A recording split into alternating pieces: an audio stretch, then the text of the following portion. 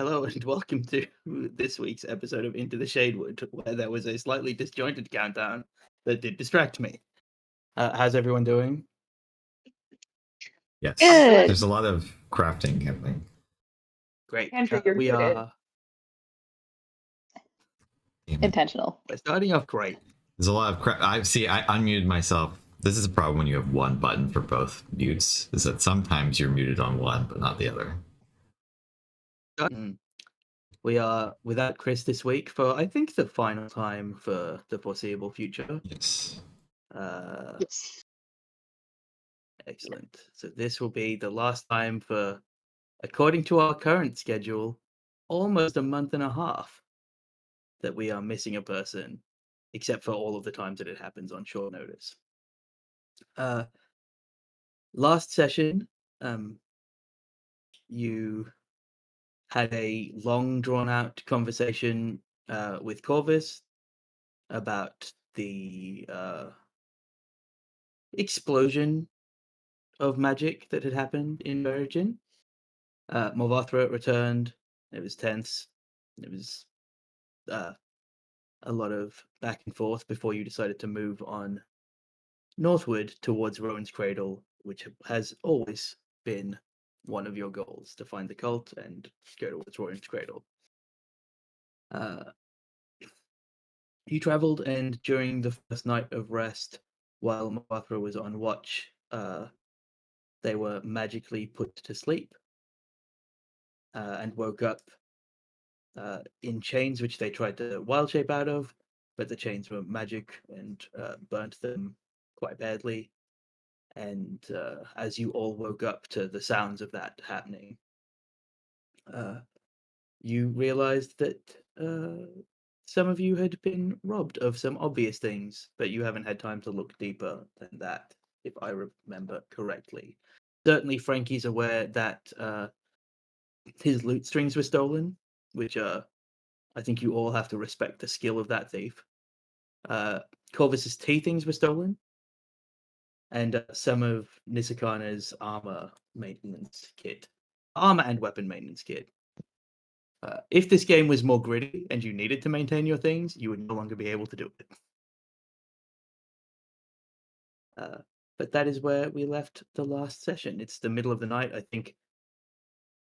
Not the middle of the night. I think it's a late enough watch that some of you, the first two, the people that had the last watch, had enough time to have a long rest, which my memory was Bartleman and somebody else would get a rest, but I don't remember who. That was Frankie. Frankie got a long rest. Frankie and Bartleman had a long rest. The other three have not. But what are you doing?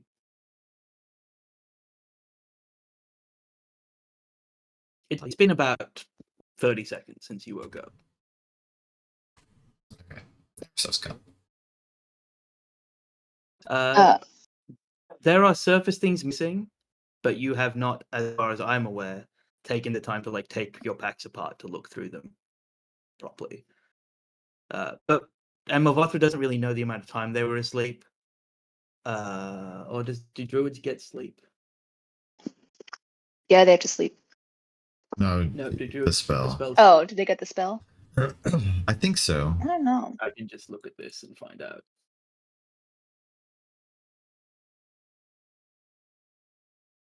Well, this is it's not every druid spell that you get, surely. I'm going to say that Morvathra will say that they were magically put to sleep because I think they know that, and Bartleman, you just know that it only lasts a minute. So there's a finite amount of stuff that people could have done in a minute. Druids do not get the spell. Yeah. But Frankie's a bard. They do. Bartleman's a man of Arcana.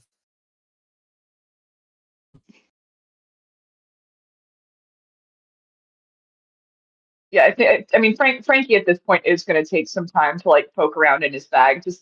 I think, despite knowing that the loot strings being taken are probably the worst of the damage to him personally. Sure. Make me an investigation check.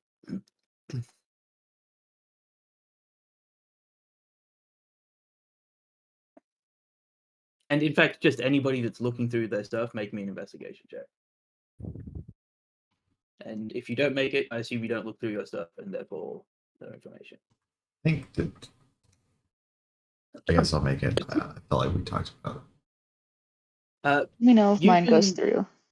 I think that you can tell. Your passive investigation's probably high enough anyway. I imagine, Parliament. And I think that's probably why I told you last time. Yeah, don't worry. You know, probably got like a passive 18. Yeah. Your stuff is packed really well because it's mostly like papers and like wand making stuff that I think is probably really regimented anyway. Because like you're a traveler, so you would do that more often. You do notice that while nothing is missing, there is an extra kind of slightly loose piece of paper that wasn't there before. And I will send you a message. Frankie and Isikana, you don't notice anything additional missing. Corvus, you do notice something at the bottom of your pack, and I'll tell you after I message you.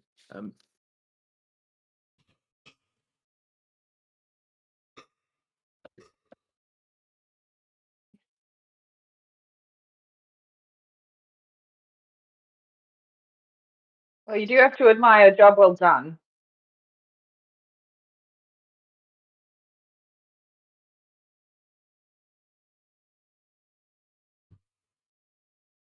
Yes, but who knew we were out here? Or did we take a road, or did we just kind of Yep, forget you're what on we the did? Oh, okay. path north of Virgin. Okay. That sort of question assumes that this was explicitly targeted. Which I appreciate that level of paranoia. Let's go down that thought process further. I'd be inclined to initially believe that perhaps we're just the first people who this group encountered.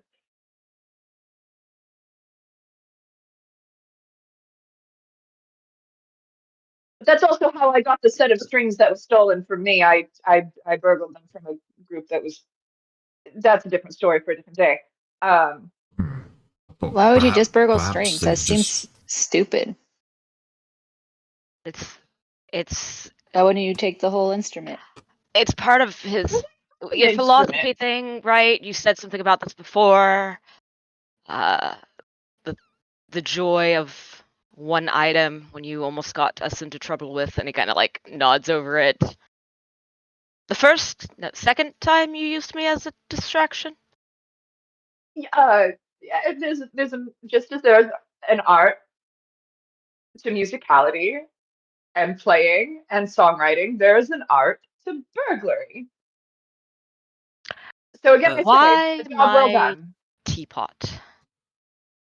Corvus, as you're having this conversation, you're also looking through your bag, and you don't have that much stuff, is my Yeah. recollection anyway.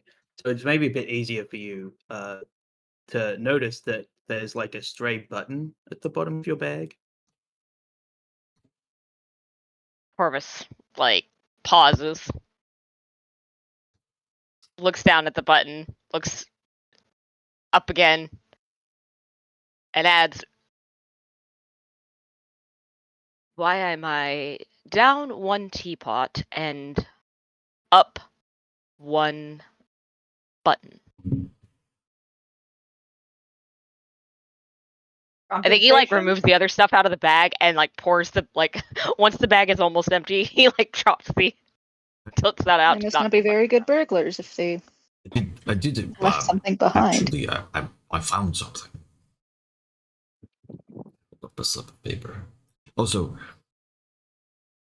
I'm pretty sure that technically we haven't been burgled.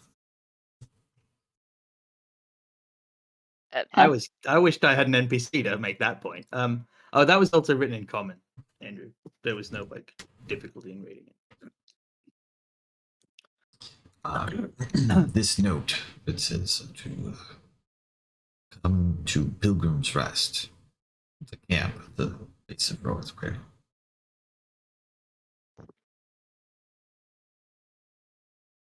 Okay. Really it. But yeah. Yes, and we've been robbed, not burgled. There's no structure, house involved. There's no breaking in it. Frankie rolls his eyes as far back into his skull as he possibly can. He wants you to see it. He wants you to feel it.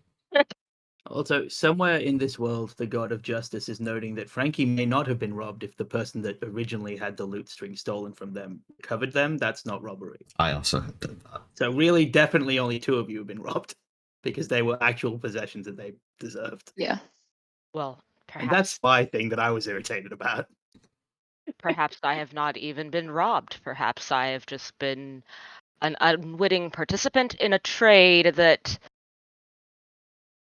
seems rather one-sided. And he like looks at that button. No, that Is that there is a anything form special of robbery. about the button? Take a look at the button. Is this a mundane button? Make an Arcana check, unless you are using something else. To find. Nope. I just poured everything else out of, or I lifted everything else out of my pack and I dumped the button onto the ground in full paranoia. That seems to be a mundane button. It's brown, and it has 3 holes. It's a 3-hole button. Yep. And you, Bartleman, also you can make an Arcana check, right? You were going to look at it.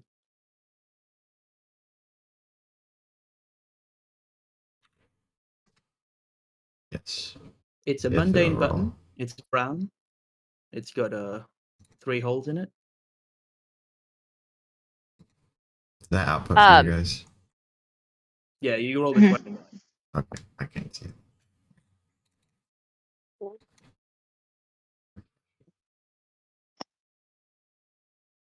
Oh, you don't have. There's no reason for Bartleman to have a +1 on that roll, right? Or like an extra bonus from anybody else. Just If it's a checking, it might wand be related thing. If it's a, no, buttons are not wands. Damn it.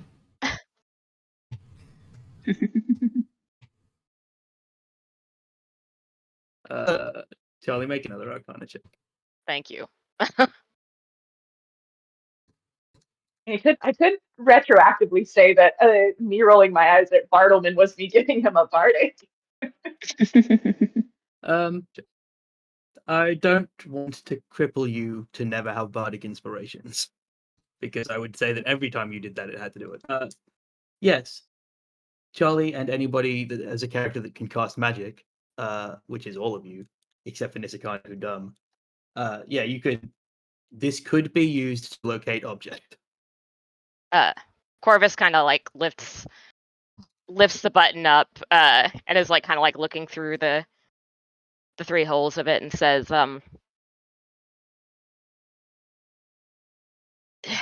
you said something before about us not if it being a crime of opportunity or we're the first ones who come across, or how would they find us? Well, this would be quite the way. I've hopefully found the one that they would use to find me, but I wouldn't plant just one.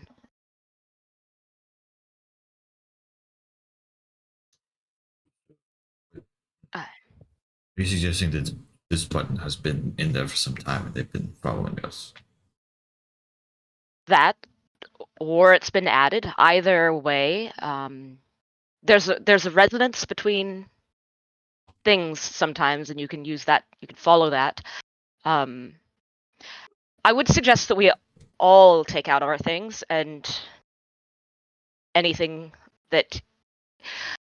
The problem is you might be able to pick up the resonance if you had time to really look at something that we planned to carry with us anyway, but it works a lot better if it's something that you're already familiar with. And I don't know that what you said, a minute of sleep would be enough. And So I will say, because it will start to come up more and more. As a Yeah. wizard, you have passing knowledge of any spell a wizard can cast at a level you can cast. You just can't do it. So you are aware of basically every spell that you could cast. So everything Corvus is saying to you is accurate, sort of, in the way that I would try and explain something from any of your fields to you.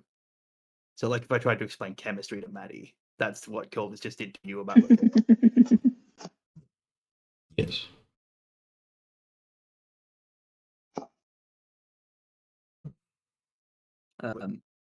I will Corvus say, is just because gonna you're passive, move over to you. Finish Jack. Sorry, I have delays I'm just going gonna. on. Yeah, it's fine. My internet's a bit weird. I will say as well, Andrew, because your passive arcana is higher than Corvus's arcana check. Locate object, it could be used for that, but it's also only 1,000-foot Yeah, range. that's what At I which was point, thinking. like, They in a also, world that's impossible. If they know where you already are, they can find you different ways because you're not a stealthy group. they also don't necessarily need to leave an item behind for that. Like they could, we all have things that are distinct and recognizable. Yeah, Corvus was probably correct in that it would be, in a world where there's spectrums of difficulty of casting it, easier with the thing that they have planted. And maybe they have a spell that is better than normal locate object, but normal locate object is not super useful for tracking people in long range. Right. So it would require either a spellcaster who has like made a spell that's better, or it's a different purpose than that, or it's an incredibly stupid thing for someone to have done, though it could work. Or perhaps the button is just a button.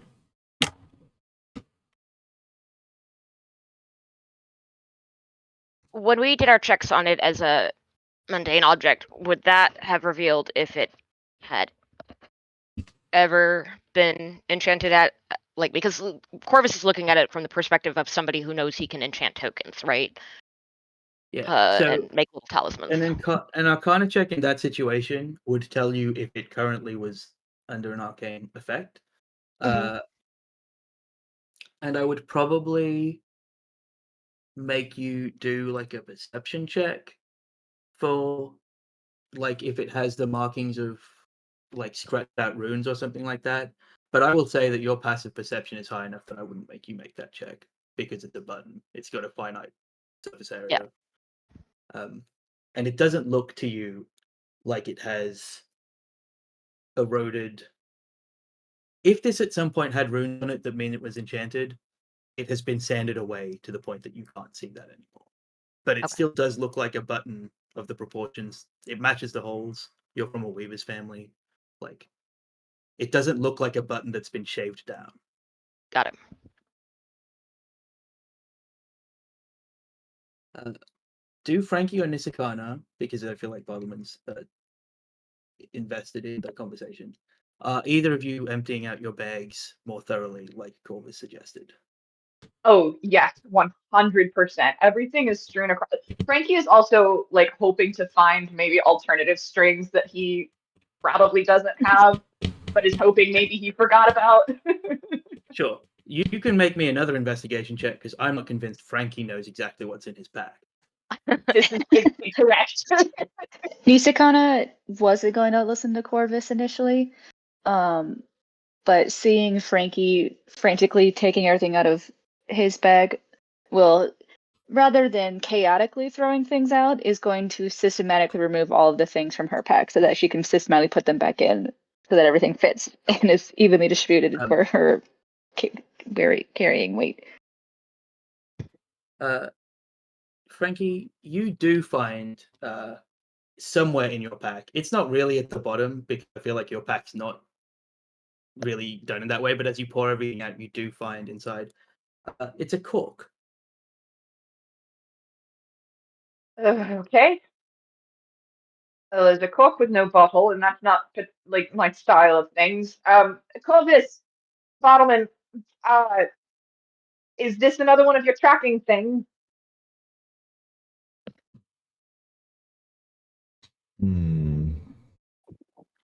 I will say the Corvus reason is gonna Frankie pluck the knows cork it's out of not. your hand and sniff it.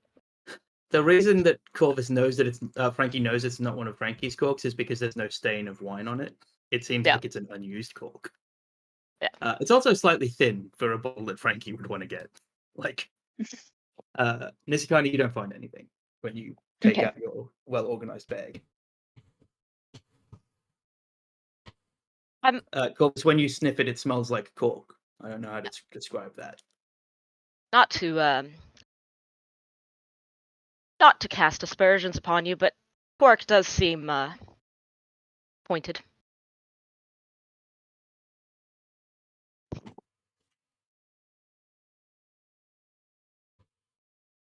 Frankie takes too long to think of a comeback to that, and then I think Does the button then Like- mean that you need to be stitched together? Because you're falling apart. Corvus looks over at Bartleman. There's like a look of like brief like front, and then he does in fact real fast before he tries to hide it, kind of smile and say, "Well, I mean, if I wouldn't have thought about it this way if I weren't calling out the button or the cork for him.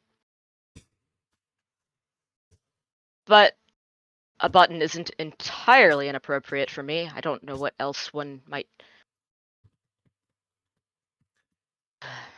He just kind of Well, I trails found off. And nothing.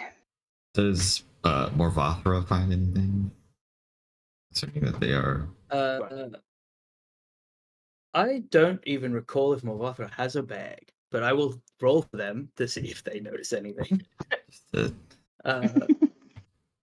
curiosity.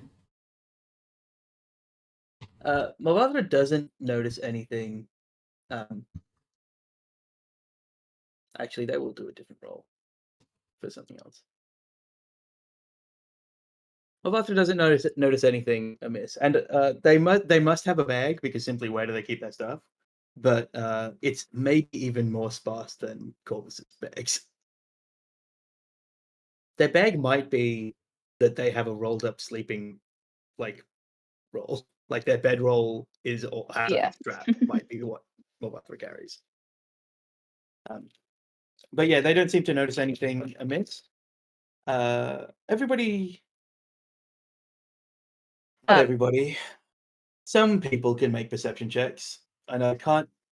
Not Frankie. Zikani, you're looking through your bag.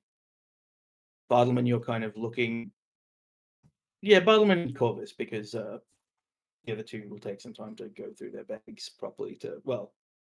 In either way, it will take a little bit of time. Oh, Can I'm I- you, Corvus. I'm not gonna lie.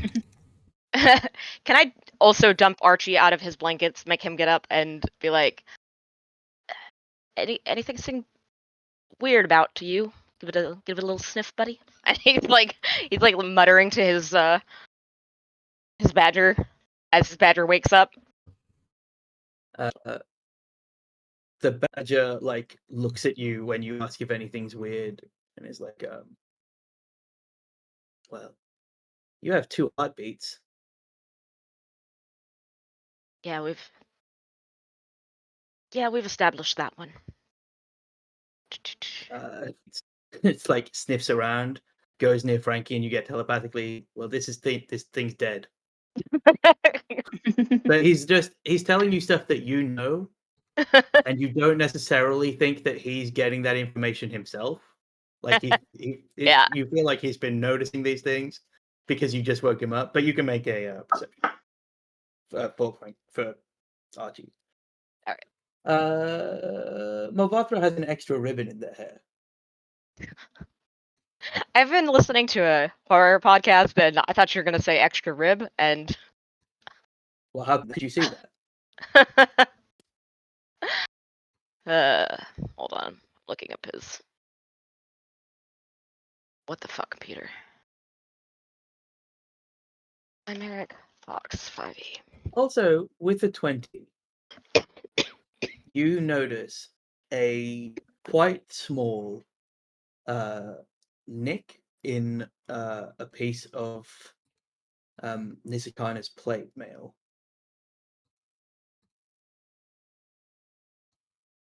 that Nishikana, you'll notice eventually, but you Mhm. do not notice yet.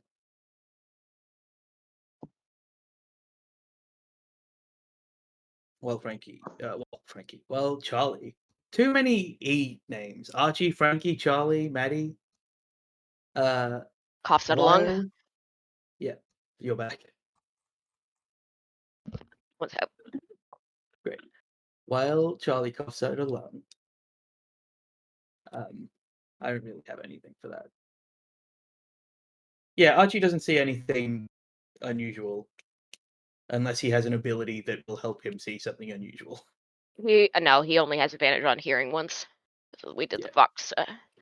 That's how he heard your heartbeat. Yep. All right, I'm on. Yeah, so you see a small nick in Nisakana's plate mail, which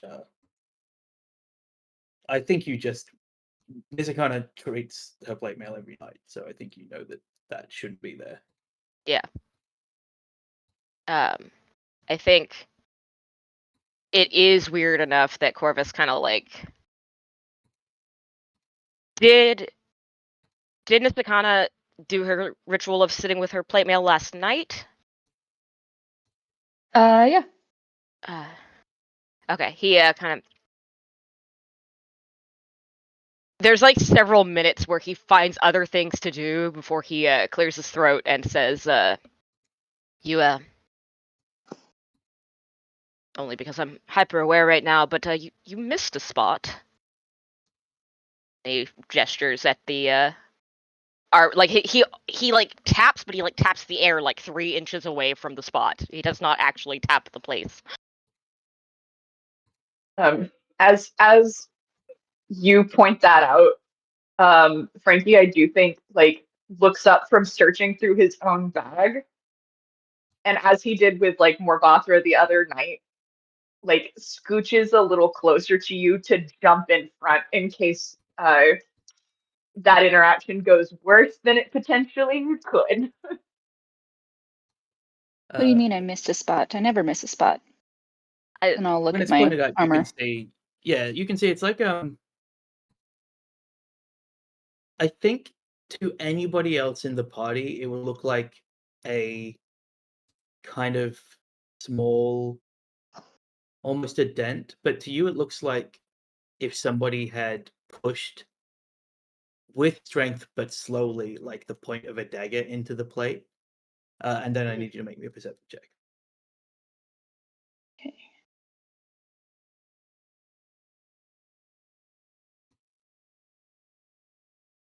I think as you're before you've quite noticed it, and as you're kind of ranting about that, I've never missed a spot. Corvus is kind of grimacing and says, "I know." Yeah, there's a small nick in your thing. Of course, I'll let you also make a perception check, but it's harder than Nisakana. Well, it's harder not because it's harder to see, but because it's harder to realize it's not. What? Nope. Yeah, there's a nick in it. Nisakana will not take you that long to fix that. It's kind of an annoying like damage to fix, but Yeah. oh, it will because you don't have your whole armor kit. That's unfortunate. Thank you for pointing it out.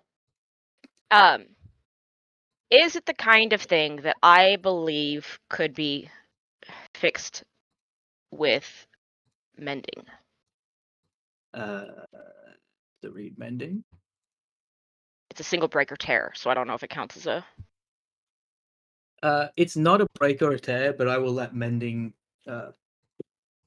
panel beat plate armor, I guess. Feel like that's fair. I don't think that makes it a much better spell. Yeah. Corvus kind of wiggles the finger that didn't tap your armor and says, given that you're... do we know that you're missing your kit? Did we all declare Yeah, I that? think I would have said that when I took everything in my bag to say it, and I would have said that I didn't have my repair kit or maintenance kit. Given that you're missing your kit, it's like he's not meeting your gaze as he asks, but he's like, there's like a little bit of magic sparkling around his fingertips, and he's like tracing the air like around it. Frankie She moves just in a kinda little bit doesn't look at closer. you either and says, I suppose if you have the magical ability to fix it, I would appreciate that. Corvus is like moves in kind of sideways the way you do with a when you're trying to help a rabid dog that you're not sure is going to bite or not, and will kind of exhale, like a very long exhale that fogs the place of the armor where it's at, and then traces his fingers around the marking to bring it into line. Andrew, I want you to know that I would have let you make an Arcana check before this happened if Frankie wasn't so in the way of what is happening. As you cast the spell, you do feel the plate begin to, like, it kind of ripples and then begins to pop under your fingers. But deep within the, like, deepest part of this nick, you see a blue dust begin to flare. And as the plate pops back into place, it also shatters outwards like glass. And the plate, for a moment, hangs in midair, shattered.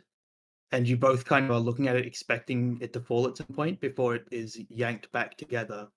And now it is mottled with this sprawling spider web of kind of sickly blue along the lower left rib, which is where the nick was. What did you do to my armor? Corvus kind of. There was. Bartleman, you feel you're not even really. You don't see what Corvus is doing. You kind of were paying attention to the conversation. But hang on, I need to check something about mending first.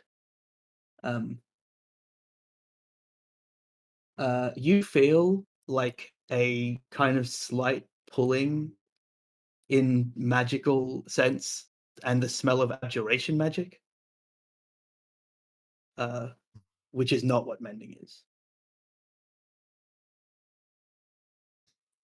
So, do I get the sense that this is coming from where? Whatever just happened, because you heard the incantation part of mending. It's a spell that you're aware of. Do you have mending? No, not personally. So yeah, it's a spell that you're aware of. It's a cantrip, right? So you heard, Mm-hmm. yeah.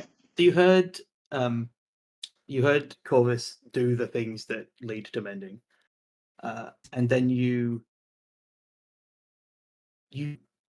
felt it with like a sense that is not one of the five senses, the like magical wizard sense.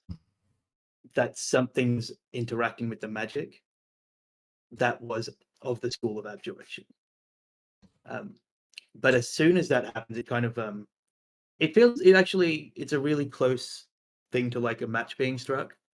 Like it's a really quick hit of that feeling of abjuration magic, and then it dissipates. And even as you like turn your attention fully to what they're doing, it's not there anymore.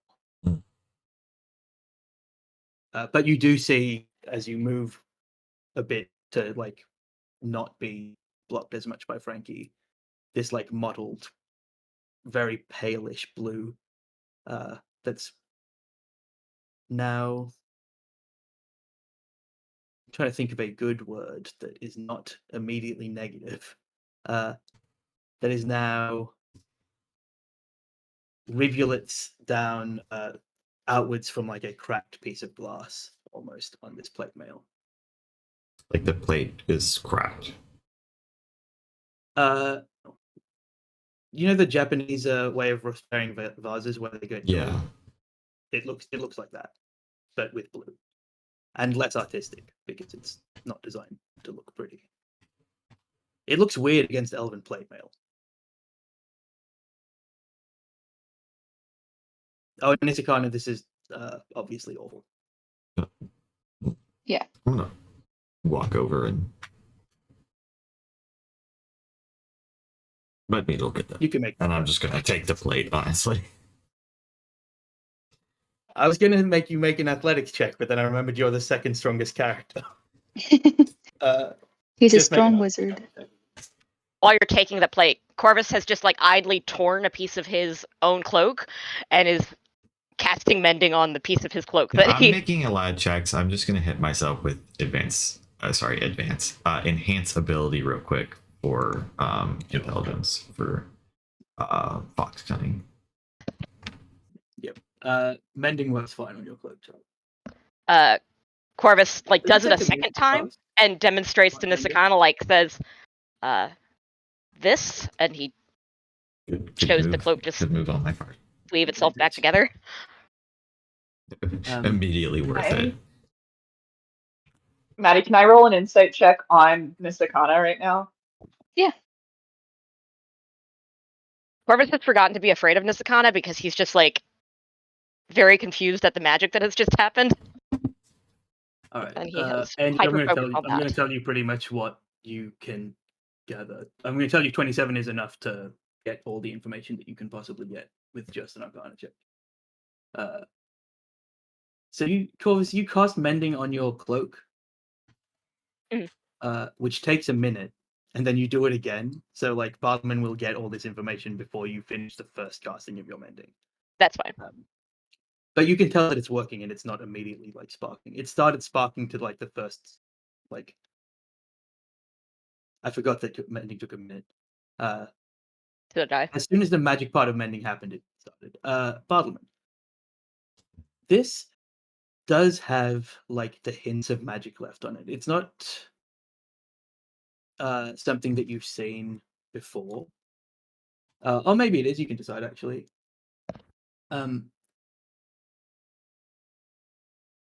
It seems as if there was something on the plate mail, and piecing together the conversation that you heard, that there was something in the like damage that was done to the plate mail that is reactive to like any magic.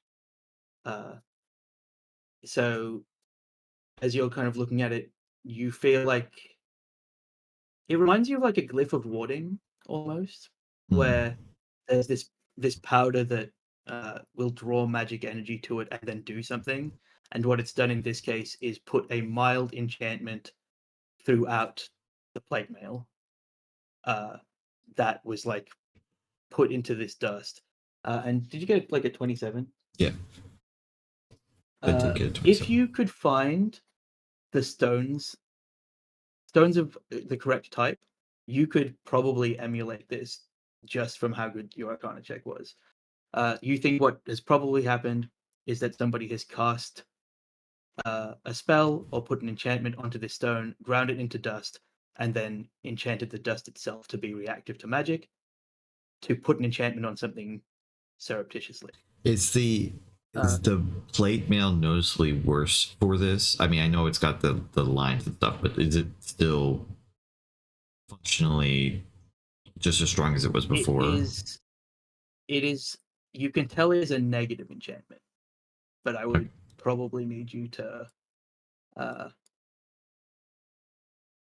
If you cast Detect Magic, I think you would probably learn it with that already rolled Arcana check.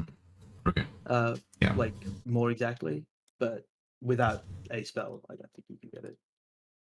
Okay. So, but you know that, like, yeah, I think Bartleman's smart enough to know. What I need is like that extra like vision.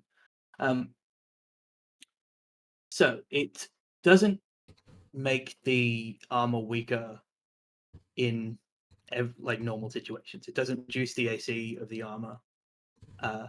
It seems to have two effects. One of them is that when the armor suffers a like mighty blow, so like mechanically when Nisakana gets crit, something will happen that you suspect is more damage. And then as you're looking at it, there's a moment where you're like, well, okay, that's what it is. It's just like that enchantment will go off when a crit happens. And then you also at the very like edge of what you can see with your high Arcana check and your Detect Magic, if somebody was trying to stealth with this, they would think that they were being very stealthy while like functionally not being. It's like even worse than the normal disadvantage of plate mail. Super disadvantage. I was gonna Because say. you- Mechanically, Nisakana will not roll stealth checks publicly, and will always think that they're critical for stealth check. Good, good, good, good. Not I'm that kind it's of going to upset. come up Good. because Nisakana doesn't really do stealth checks, but that is the other part. No. But also, from like an academic standpoint, it's very interesting. And you probably can think of Bartleman's thinking of ways that you could use that for wand crafting.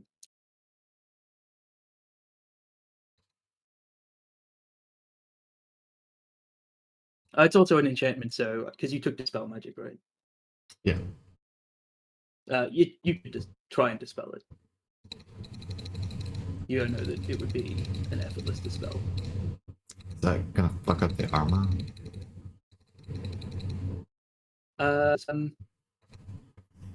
There is a base magicness to Elven Plate Mail, but I think dispel magic I don't think you're dispelling everything, right? I think it's You're choosing the effect that you'll. Yeah, yourself. you can choose which effect. Yeah, you're dispelling one exact effect, so you would have to cast it twice to remove both enchantments, or a third time if you wanted to really annoy Nisakana to get rid of the Elven Plate Paladin. I'll say to the group then,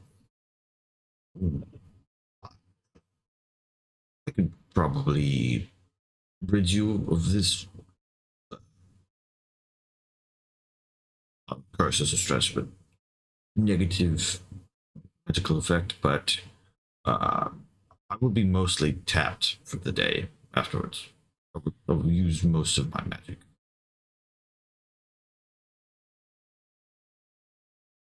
Is my armor still effective as armor? Yes. It's very loud.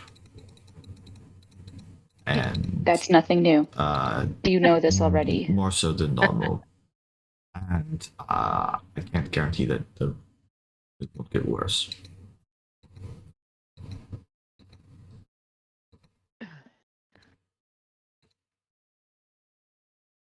I will defer to you. It's your abilities that would be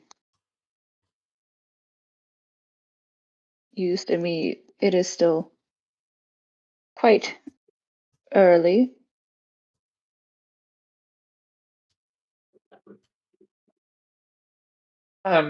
Just to resolve the insight check, also, Frankie did yes. get a 16 to try to suss out the direction of Nisakana's irritation. Initially it was at Corvus because she thought that Corvus did something to her armor, but if Barbara was explaining everything that he's just found, then it's now ambiguously directed towards whoever these people were that came into our camp. Yeah. It is clever though, because if we hadn't figured it out now, you might have figured it out in the moment. Or Oh, you just yeah. Probably Bartleman. Probably if this had happened when Nisakana was wearing the armor, it would have been painful to Nisakana as well. Like, if somebody had cast magic on Nisakana while wearing the armor, it probably would have done damage too. Yeah, I'll just dispel them. I feel like I'll use more spells for the day. it is. Sure. Please roll me a d20. It is intelligent, so your enhanced ability. Roll me an intelligence check. The way that dispel magic works for when it's above 3rd level. Billion. Which one are you dispelling first? The thing that would cause her harm. Okay. As you dispel it, you're pretty confident that if Nisakana had taken a critical hit, it would have essentially done a very small level frost ball directly into Nisakana's ribs for 4d6 damage. What do you think? That's all right. No big deal. So the sound, or not sound, but the stealth effect is still there. Yeah. And the fact that it's Elven Plate remains. That I'll say Nisakana. Well, I removed part of the negative effect. You won't get hit by a blast of should you suffer a grievous wound, or should the blade be struck particularly hard now. But yeah, you're not sneaking anywhere as before. Even worse so than before. Anybody within a mile will know where you are, pretty much. Not like magically, but just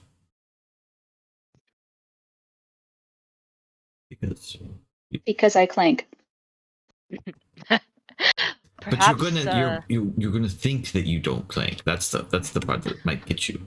So just remember that to you it's gonna sound like you aren't clanking, but the rest of us will know. So we should ensure to remind Nisakara.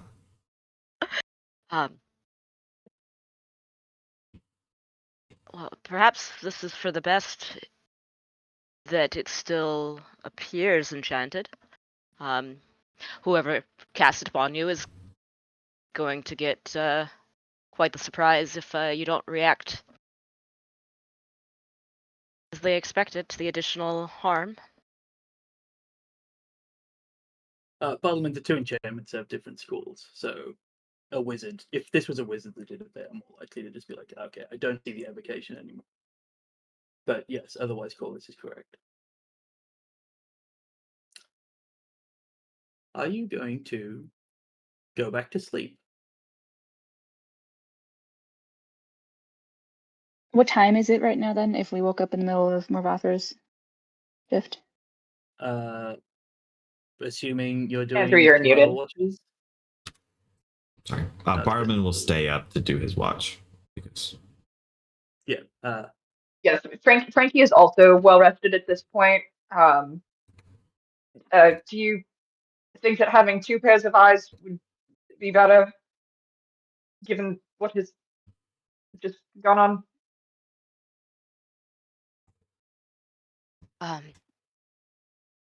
Certainly for the best. I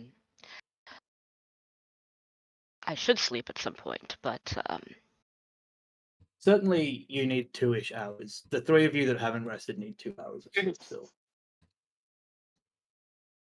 Perhaps. Yeah. If anybody should take a watch alone, perhaps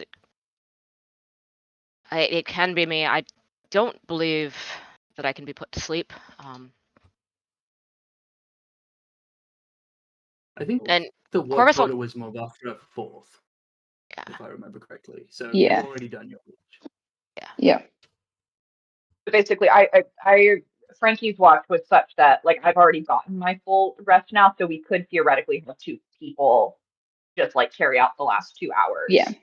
Yeah, Bartleman and Frankie can do the last watch while you 3 sleep, and that will cover it. And all of you can cast spells and know sleep enough to affect 2 people. Like a 9th level sleep might not affect Frankie and Bartleman. It would be like a 50-50. I don't know about the actual maths on it, but nobody would do that. If they're going to cast a 9th level spell on you, it's not going to be that. Right. Yeah. Makes sense. They're going to feeble mind Frankie. Let us finish our rest and then, with the sun coming up, continue with our journey. Orvis is going to take his packed bag and try to turn it into as much of a like resting spot as he can and like curl around it to sleep. Sure. You do successfully complete your long rest. Everybody can get their stuff back, except for the people that have finished their rest. It's still very cold. And not colder than yesterday, but certainly the closer you get to this mountain, the colder it gets. But about 3 and a bit hours later, everybody is up, ready to go. You've done the ritual things that let you set spells for the day if you needed to do that. You've done a few other things, and you are ready to go. You continue northward to Rowan's Cradle, presumably. Yes. They told us to stop at Pilgrim's Rest. Is that what that note said? Yeah. Yeah. Yes. Pilgrim's Rest is basically it's like at Rowan's Cradle. It's just where the camp is. Corvus, you probably don't know this. Bartleman definitely does, but it's basically the camp where people that go there for religious or magical reasons, like camp, because you can't like. There's no way. It's not a town.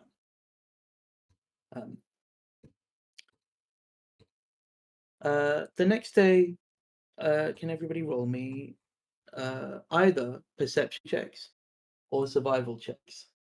Perception if you're looking around, trying to watch for things, and survival if you're trying to find ways to like hunker away from the cold. Today. You're all great at this. Bartleman, you don't see anything dangerous, but you are pretty confident that's because there's nothing dangerous. Frankie, you don't see anything dangerous, but you're pretty confident it's because you're not paying attention. Corvus, it's cold. It's really quite unpleasant, but you just like add 4 more layers of fabric to your shawls. Nisikana, you are going to have to come to terms with the fact that wearing plate mail in the cold is going to be awful. And if it gets much colder than this, it could start like negatively affecting you. Even with my my layers of padding underneath. Yeah, and you don't find a way to mitigate that throughout the day. Good. Corvus will pass, just like passes a shawl to Frankie. I thought you were gonna say me. Like that's not gonna help me at all. No, no. Frankie, takes it appreciatively, glances over at you. I think blushes just a little bit green before once again like trying to like set back up in his no, I'm like a cool guy kind of posture. Yeah, all of that happens, and then as you're like starting to settle into that, you do start to smell like slightly more blood than you did before, because I can't imagine that Corvus's clothes have been washed since like the previous blood-related things. I'm assuming this was a shawl I wasn't wearing since I. No, this is bleed. This is blood from the heart. So like the smell of it has permeated through your clothes. It's not that it had blood on it. It's the smell of blood. I think as that smell also like it hits Frankie's senses, he is gonna like take a moment to like glance around to see if his hallucinatory Lucy is like anywhere to be found. Do you want to see your hallucinatory Lucy? I don't think Frankie does. Okay. Then no. Yeah. The day passes uneventfully for most of you and coldly for Nisikana.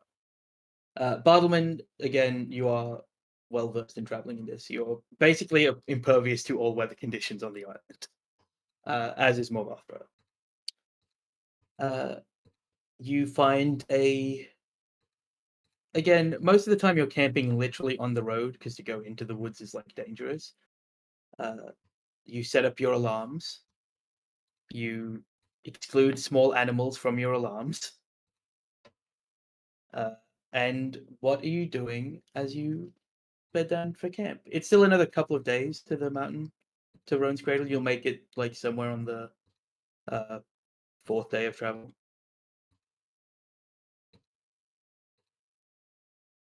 All I need to know is what you're doing watch-wise. If you don't want to do anything as a group, that's fine. Just tell me. I'm gonna set double alarms.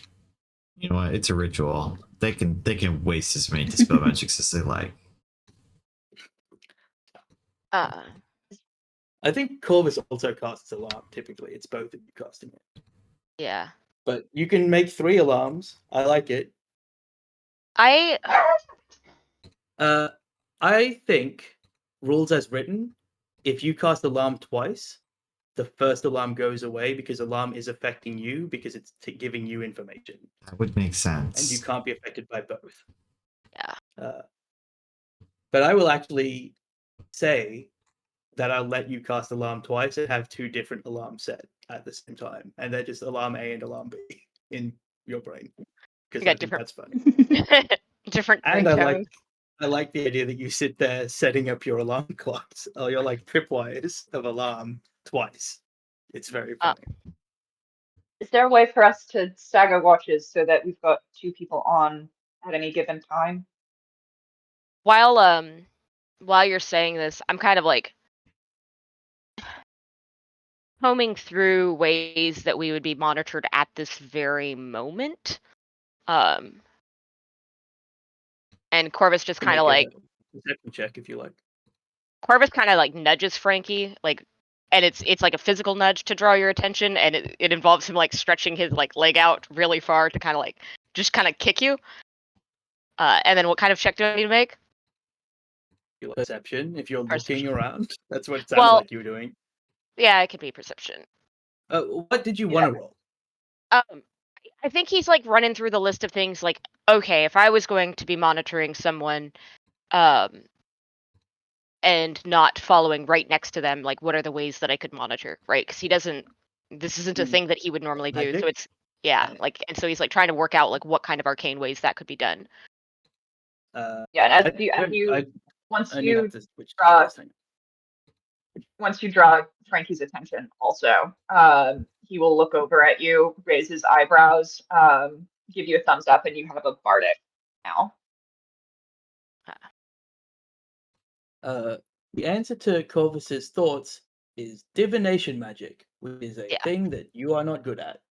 Yeah. Because of the lack of any divination spells. Oh, you have clairvoyance. Yeah. So like clairvoyance. Yeah. Uh, Corvus will look at like Corvus will mutter to Bartleman, well, they can cause us to sleep and do whatever that was, and he kind of nods over at the armor. What are the odds that we're alone?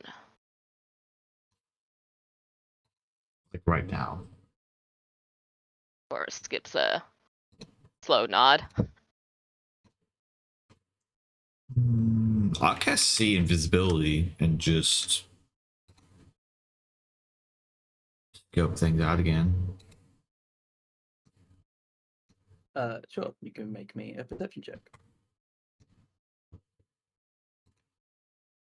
My understanding of see invisibility is all that it would do is negate the advantage of being invisible to stealth, right? Before you Provided roll that, they're I will also. Never mind. You can, yeah. I You was can going to give you a bardic also. That's fine. Yeah. I don't. My thing's not that good. I would give it to somebody else, but I I have think I can only cast Corvus as a bardic. So.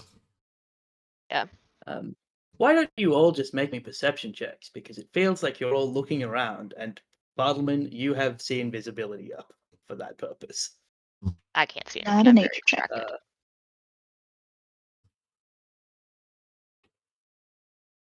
I guess I'll roll your. Oh my god.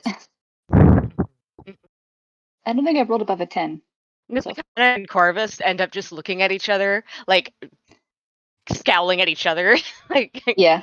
I think Nisakana has been so perceptive that they've noticed Corvus give somebody in a very platonic way like a jacket, and there'd be a blush, and then also like be playing footsies with them at camp, and that's what Nisakana's noticed. Then, But no, yeah, no. well, Corvus was trying to be Using subtle, your- and I don't think he sits close to people, so he had to like reach out and kick. Like, but I wasn't gonna say he kicked Yeah. because I'm not starting Yeah, PvP. I just assumed that what you meant was that you got the attention using the ancient art style of being a brat. Poke, poke. None of you notice anything. Yeah, that's Right. that tracks. And actually, Hey. Bartleman, noticeably, Frankie is not invisible. Like, you do see that with your invisibility, that Frankie has not turned invisible. Well, Nothing spooky has happened. well, I would almost like to visibly set one watch and let the other person appear not to be on watch. I can take a watch alone. Try to trigger the trap. I think I can also be on watch alone.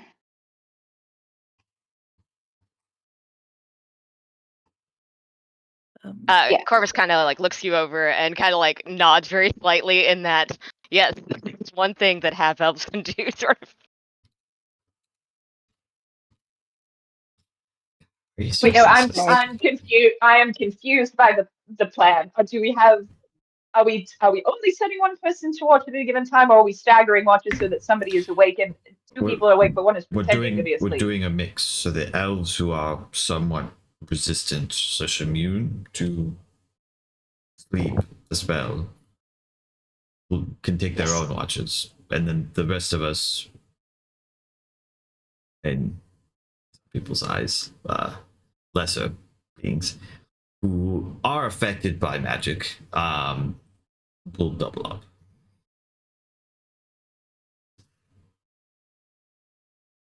Gives you a thumbs up. Have another bardic.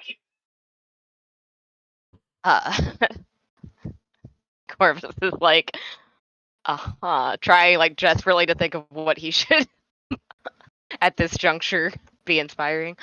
Nope, that was not for you. I'm sorry. That's That was Bartleman. in fact for Bartleman. Got it. Sorry. Good. What was the question again?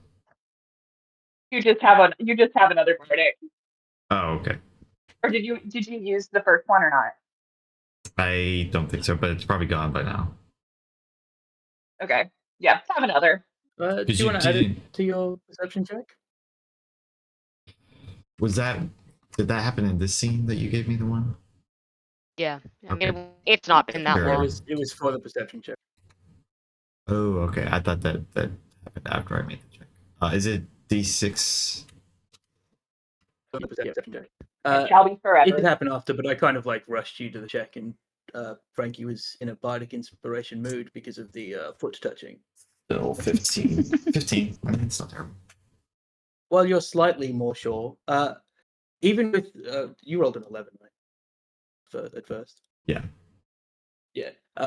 Even with an 11, you can tell that there's no like divination sensors here because they don't do a stealth check. They're just invisible. So you know that there's no like. I think scrying, clairvoyance, and arcane eye would all have a visible thing that you would see. So that is something. Yeah. I can't spot them with the invisibility, but possible they're just stealthy.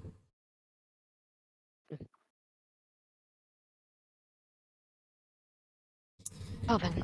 I mean, here's the thing. Presumably, they could have done a lot worse.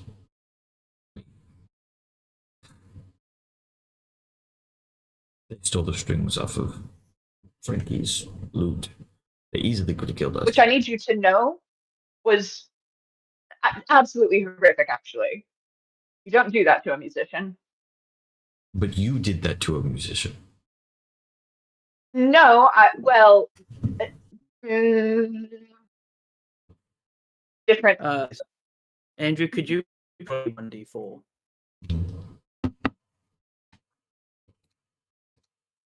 Well, specifically,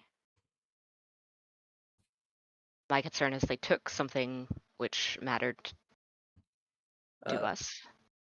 Frankie, you take 2 psychic damage from what I'm going to call vicious truth. Yep, no, I felt that. Yep.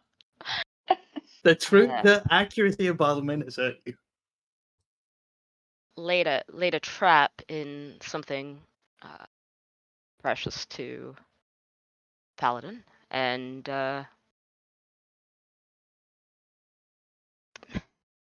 Bartleman, did you suffer any losses?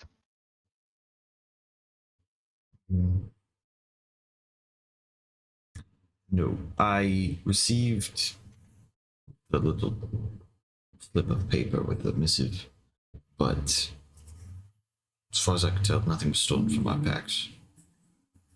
And nothing done to or taken from you or Vatra? Nope. And so Cora says, so... Oh, and you did see an extra ribbon in their hair. And they have not noticed it yet. So Corvus will actually and Corvus will just reach out and tug that ribbon a little bit of our authors and say, Hey, my ribbon. it's sad. I don't know that Movathra has ribbons there. I feel bad about that, but their picture does. Uh, Actually, I don't. Did you place this here? And I'm gonna take a check on that now that I've been reminded of it. Also, did you keep the cork and button? Throw it away. I Litter cork. Did I, you? I did think you Frankie interfere with? probably would have just discarded it. Unfortunately, I- he just left it at camp. think I would have kept them. Sure. I think Corvus would have strung it on one of his many lanyard things and been like, asked Bartleman what to do with it. So Corvus is such a lanyard girl. Okay. he's got like that little thin cordage. He's got a lot of it. Sure. Of course. Okay. It might be relevant. I just was curious, and I feel like I pushed you past it. It sounds like a trap.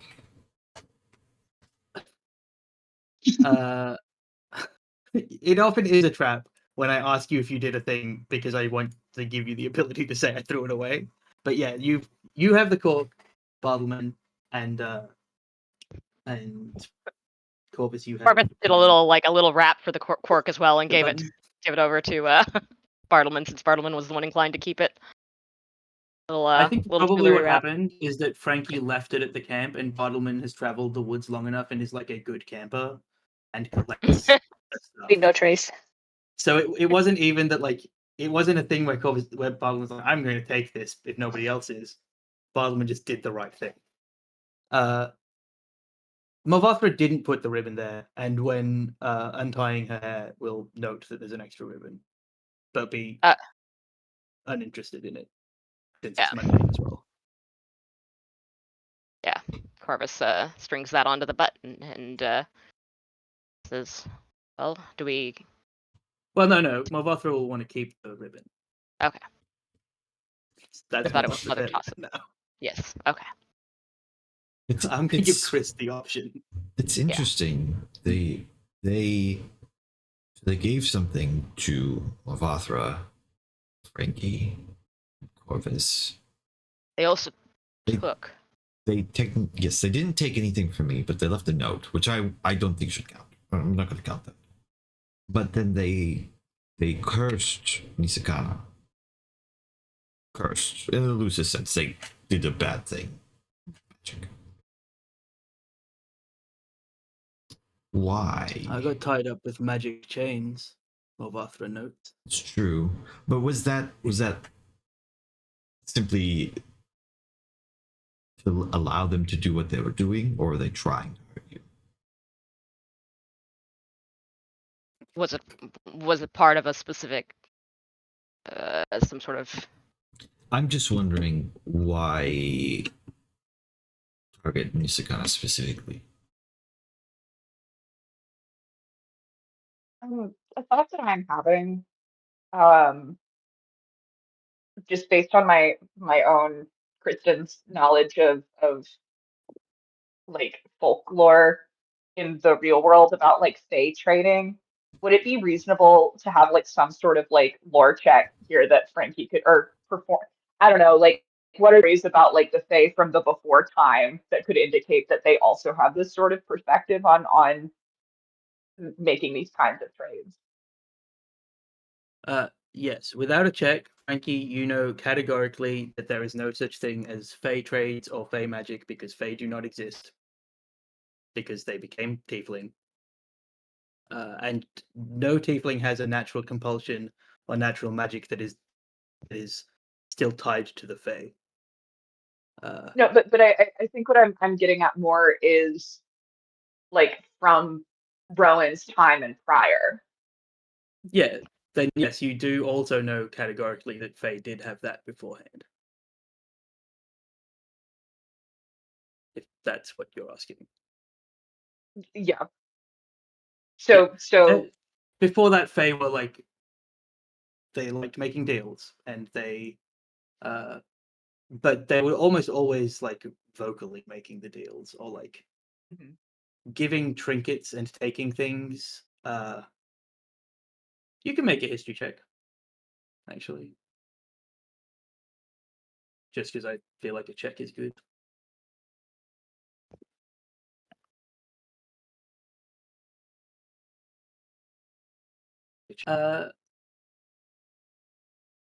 Yeah, it feels more. It feels like if you know what Fae used to be because as a tiefling, it's kind of a thing that naturally people will tell you about other tiefling a lot of the time. It doesn't feel close to what Fae used to do. If Frankie really wanted to connect it, it would feel like a bad impression of it. That was my next. Again, But I don't know how much of this is Kristen trying to like make Frankie a little smarter no, than I he think is. But Frankie's a tiefling as well. So like Frankie, you can say that Frankie had a passing interest in Fae because of the fact that that's your heritage. Right? Mhm. Actually, how much of an interest in Fae does Frankie have? So Frankie, I to the point where he doesn't like Frankie isn't even like his name. Um, Mhm. his disconnection from like other tieflings and like who his family was is like so far. Like that was something that got cut off when he was so young that like what his actual name is got lost in his ability to pronounce it and Lucy's ability to pronounce it. Okay. The interest in Fae and like reconnecting to heritage might have been a passing thing when he became an adult, but otherwise I don't see it as something that he would return to without Okay. having In like that case, with your 13, it does sound like Fae.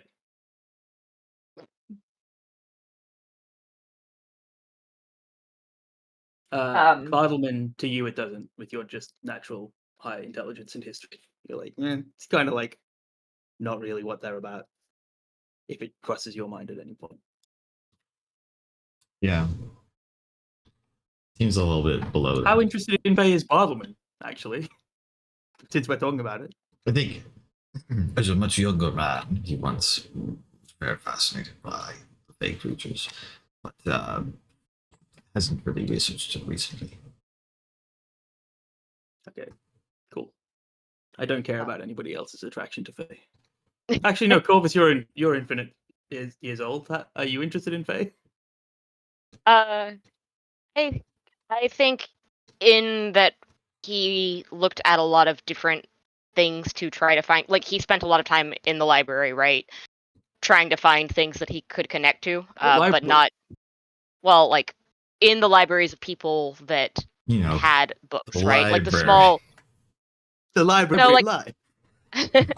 like the people that his parents would have tried to connect him with would have had a few books, and so he would check, he would read their books and try to find things, but it wasn't his thing because connecting to people wasn't his thing, so he would not have been that. Yeah, there's also not a lot of written history about the island because making Yeah. paper is hard. Yeah, and You so it can't would cut be down trees. Yeah, so Sure. not much. Yeah, okay. So like just not much. Cool. I'm not gonna ask Nisakana, so it's good that Maddie's not here to be excluded. Corvus will say, I mean, to the rest, other than it being easier to stalk somebody from the perimeter of a spell that could find these, and perhaps you could notice when they stopped moving. I don't know what. Are you describing some kind of like messaging, Bartleman, that you think might be being shared with us by the presence of a token or? Perhaps there was something of that in there, but I was more wondering. I felt that the targeting Nisakana was more important. It either means that they don't like Nisakana for some reason. Nisakana, well, it means that they don't like Nisakana for some reason, but it means that Nisakana either offended them somehow through their actions, or they have something against half elves, or they have something against the paladin that it's kind of belongs to. In my mind, those seem the three most likely possibilities. Or she's the most physically combat capable of us, and if you want to incapacitate that person, you do so by targeting their armor. I suppose, but why not just fight us when we're already weak and vulnerable in the camp? Andrew, this is truly. I lost all of that because you were full frozen for me. Oh, So if you sorry. would not. Yeah, not you mind. guys started a little bit. Why not just fight us in the camp? They've already taken Morvathra.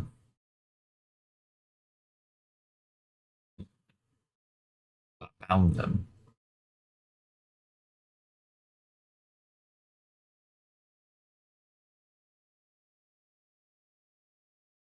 No, nothing coming through. You should. Let's do something about this. It came. Okay. Can I insight check, like trying to add this up? Like, can I try to like God based damn on it, what he's saying? You want to you want to insight check what Bartleman's saying to piece it. That would be an intelligence check because you'd be trying to logically Yeah, fine. like get something. You're not. Nothing Bartleman's saying is insightable. Yeah, I'm just Make trying to an add. intelligence check. Yeah, I'm just trying to add up what he is saying. Like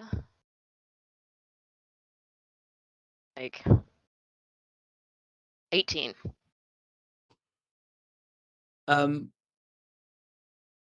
So just to be clear, because I was only like maybe 10 to listening to Bartleman stuff. Trying to piece together like a puzzle what Bartleman said into something that works for you conceptually. Yeah, into something that, like,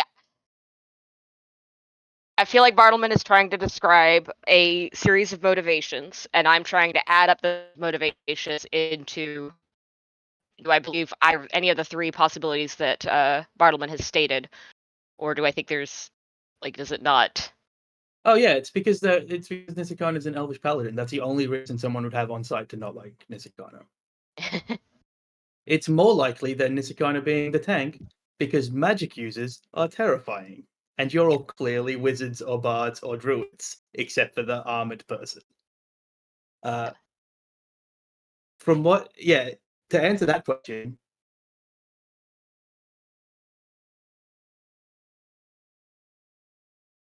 the people that are anti-half elf are the elves, Yeah, but they're not if it was an elf, they'd anti-half elf handle. that they're Yeah, going to go kill like a half elf.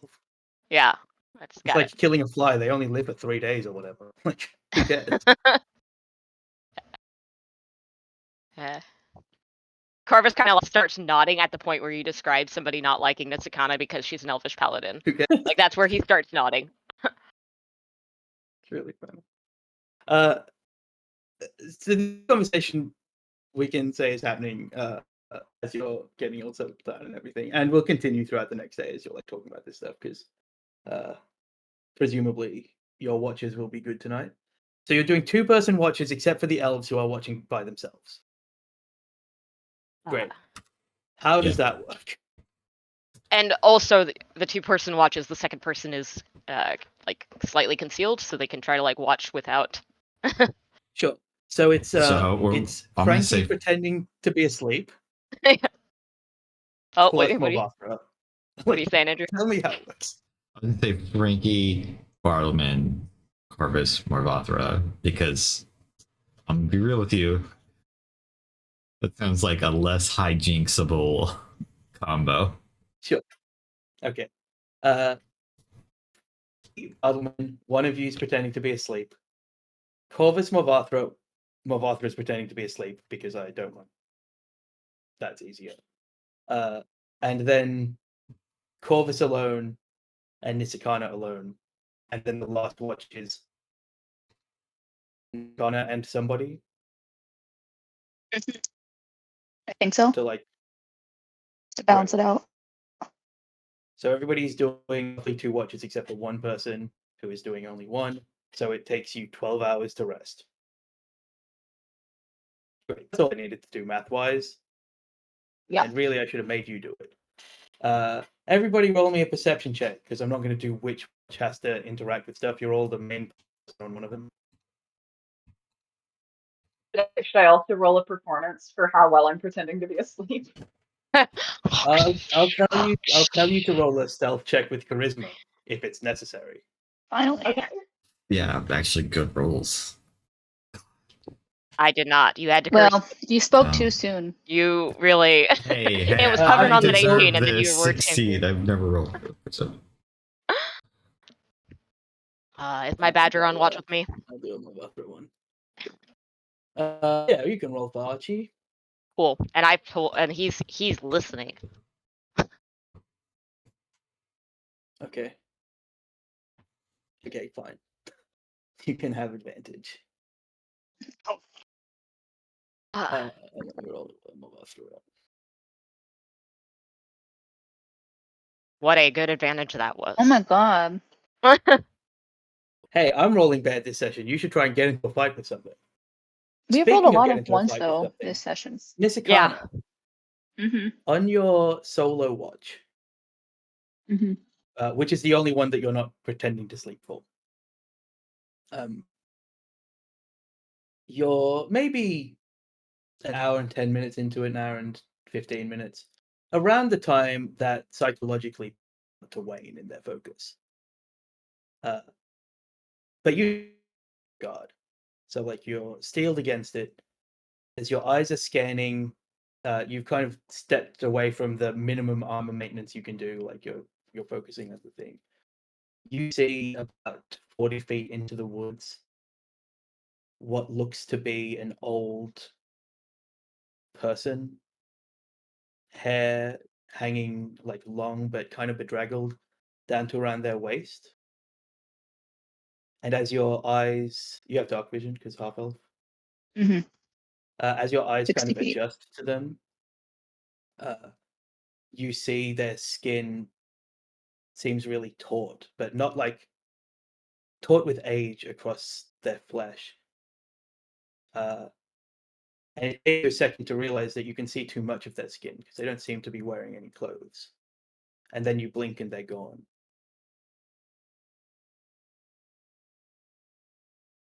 I don't like that. Divine sense. Sure. Output it for me, please. Yes, yes.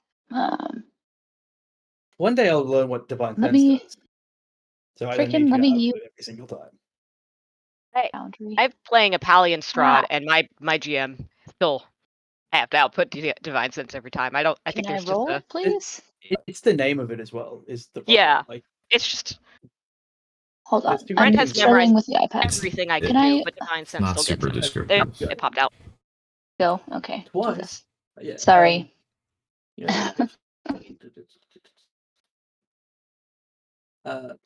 Well, hey, here's what you know. Frankie's dead. Yes, and, great. And whatever I told you last time about Corvus, still. Mm-hmm. Okay. Oh, that they're desecrated. Mm-hmm. Yeah. You don't get a sense of any famed celestial beyond that. Okay. I'm gonna shake Like, off the gloves. Bartleman Creepy. is familiar if it's not in a pocket dimension, it's celestial. But, Yeah. That's fine. Or let's take the can unsettling you presence and can you just continue make me on. an intelligence check? Sure. It can be Arcana, but I know that it's the same. So It's just a -2 either way, so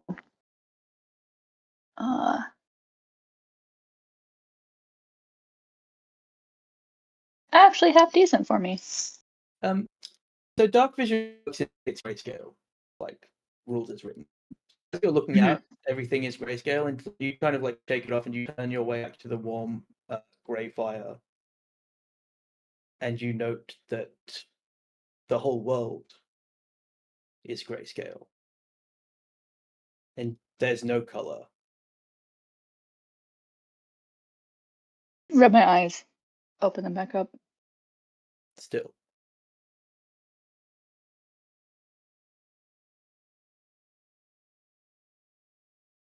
I feel for my amulet. Still there. Feels calming as you touch it.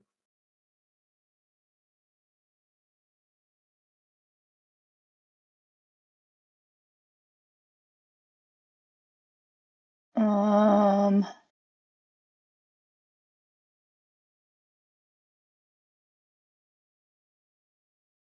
I want to waste a spell slot? Yeah, I'll do it.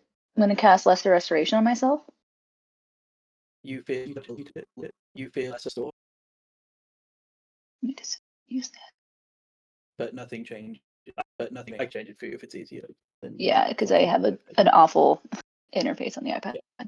And because I don't need it to be output because I know it doesn't do anything. Yeah. Thank you. It works. You feel slightly better. It never makes you feel worse to have less restoration casting yourself. Yeah. It doesn't do anything. Yeah. Okay. I don't know what else to do, so I think she will just continue the last chunk of time of her watch and just kind of be every couple minutes just rubbing her eyes, trying to see if doing anything like that will fix her vision. No, you remain the whole.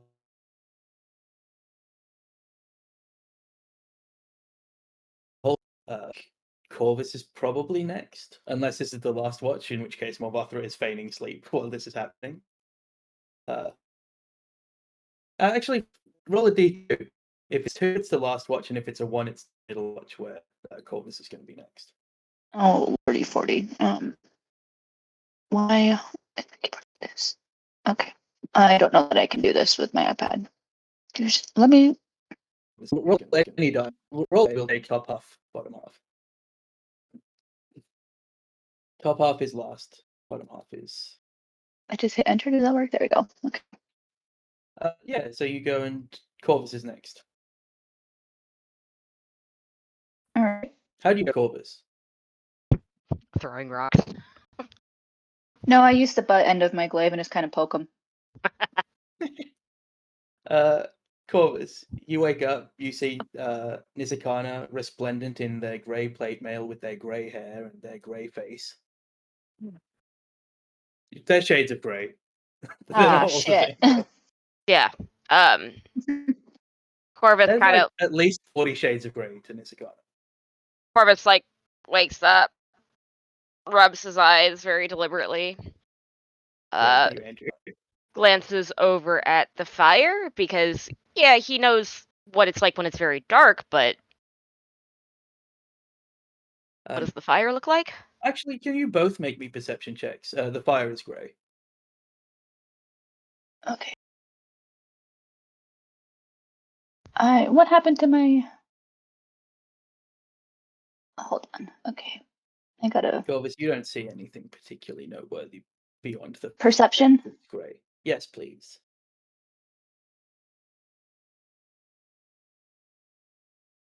Ooh. Nizakana, as Corvus waits and rubs his eyes, you do see color because you see red, splattered across Corvus. Is it in the pattern of the heart, or like what we know happened with the heart? No. It also doesn't look texturally different to skin. It just looks like there's parts of Corvus's clothes and skin that are splotched red. Corvus you not got a seeing crit. this. As a crit. Yeah. Yeah. I will just tell you, I don't really know how to describe it, but it's as if Corvus has red tattoos and his clothes have been dyed red in spots. There's not an extra substance on Corvus. Corvus not having seen this is just like waking up and turning around and says, well, have you gotten the others up? No, it's your turn for watch. Also, why are you red? Well, I should ask why the whole world is green. Oh, you see that too? Or rather, don't. I guess. I'm sorry, is that not why you woke me up? Well, no, it's your turn for watch. But also, everything's gray, and I don't know why. But you're red. Somewhat. Which is weird. How long has everything been gray? Like 45 minutes. Corvus just turns and like begins shaking each person. Sure, you all wake up. The world's grey. Corvus has got splotchy red stuff. I saw a creepy person in the woods, but then they went away, so I didn't sense anything about it. That before or after the gray? Before. I assume. I don't know. It's dark in the woods, so I didn't think anything of it until I looked at the Corvus, you fire know and the that fire was dark vision is. Yeah, Corvus, you know dark vision is grey. So like looking and seeing grey is not that weird. Yeah. like, Corvus I saw them in gray, and then the fire. I turned back to the fire, but then the fire was gray, and I thought that's a little weird. But Corvus says to like anybody in the vicinity, can you see? Is it gray for me? Sorry, don't I was have chewing. dark vision, so It's grey for everybody. Your dark vision's you don't have dark vision, so you can't see into the woods and stuff. But the fire is grey. Frankie is grey. The green lines on Frankie are a different shade of grey, and Corvus has splotchy red parts. Lady Nasty, I do respect the fact that if we woke up for every weird magic thing that we saw in the woods, then perhaps we would never get any sleep. does it seem harmful in any way, or is it just like everything's gone great? It currently doesn't seem harmful. You don't feel anything. There's no like. Everybody can make me insight checks if you like, or Arcana, or religion, any check you like, really. What were our options? Any check Insight. you like. Yeah. This is literally anything. If you want to make a performance check and you can justify how it would help you in this moment, go for it. Corvus just looks over and we see that you've started writing music suddenly. You've remembered how to do that. This is the moment. I'm actually better at persuasion than performance. But doing about it. Persuade if you can justify persuasion. Maybe it's just dark. Maybe it's just spooky. Oh yeah, Frankie goes invisible. Why do you always do that? Frankie has gone invisible. Just so everybody's aware, Frankie is no longer visible. Does that have the same non-visibility effect that it normally would in non-gray conditions? Yes. Okay. Nisakana, this has been the case since it happened. You do not feel in any way threatened right now. Like, you have a good sense for when something is threatening, and you feel great. Not great, but like normal. Yeah, I feel. Well, you record yourself before.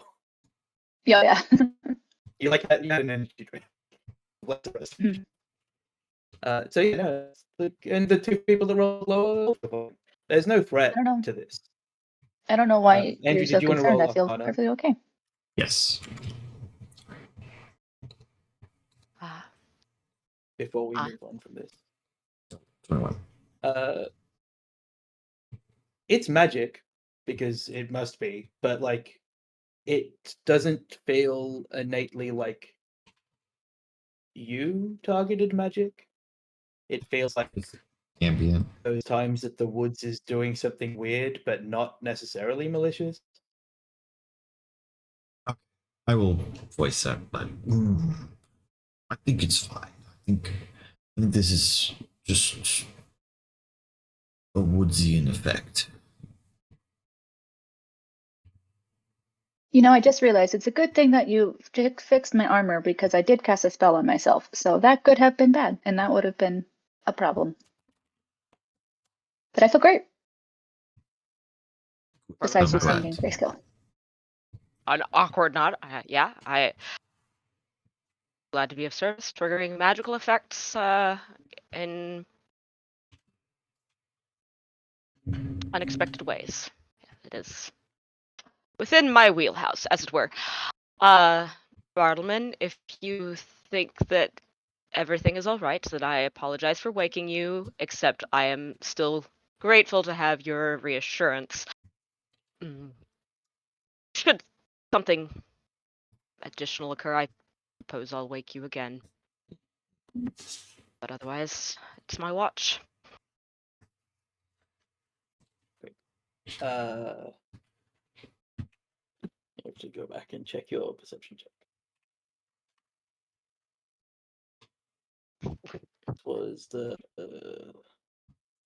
yeah. About maybe 35 minutes after everybody else is kind of gone to sleep, which is where watch has to start for mathematical reasons of resting. You're also kind of looking out into the woods, and you see a small figure.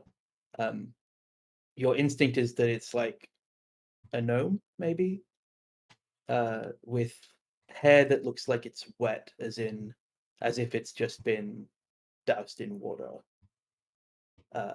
and skin drawn tight in a way that doesn't actually ever happen to gnomes because they never look that old.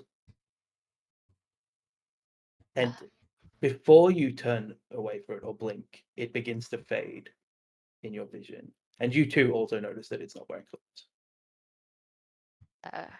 Corvus, I think, clears his throat. And, hello? And he is going to stand and kind of try to look around where it's fading out. Like, it's like 30 to 40 to 50-ish feet into the woods. And by the time you've finished speaking, even, like, you can still see where it was and you can remember what it looked like, but it is not there anymore. cool. I'm gonna stay fairly close to the others, like within could jump and grab one kind of distance. But I just kind of want to physically jump, because I think your jump distance is like 3 feet mechanically. jump and fall to Rules grab of someone. D&D. Yeah, rules of D&D. You can jump 3 feet and fall your height, so you go 8 feet from someone. But I just kind of like want to feel the arcane vibes of that area. Like, Sure. Okay. Roll an Arcana check or cast a spell.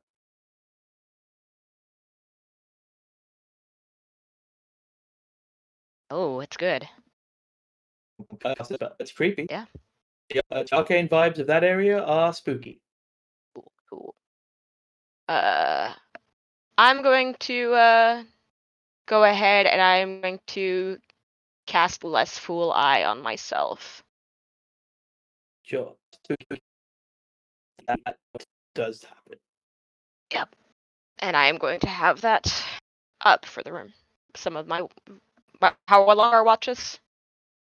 2 hours. Okay. And this was about 30 minutes in? Yeah, I'll keep that up for the next hour then.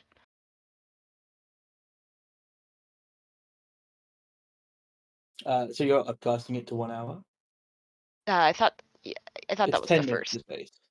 Yeah, then I will upcast it to the 1 hour because I have a. Yeah, sure.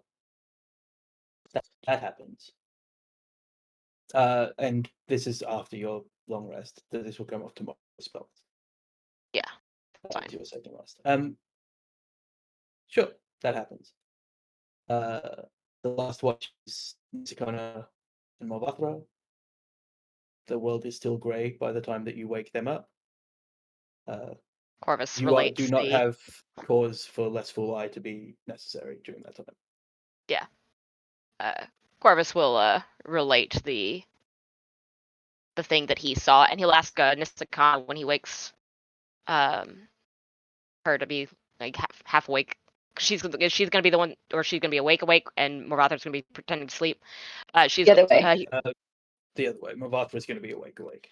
Okay. When he tells you, he's gonna say, "Where did you the figure you described, was it?" And he's gonna point at where he saw is. Hmm. No, they were both in the woods, but not really close to each other. I'll point off. They were about 40 feet that direction. But they were taller than what you're describing. It was a gnome. She'd been immersed.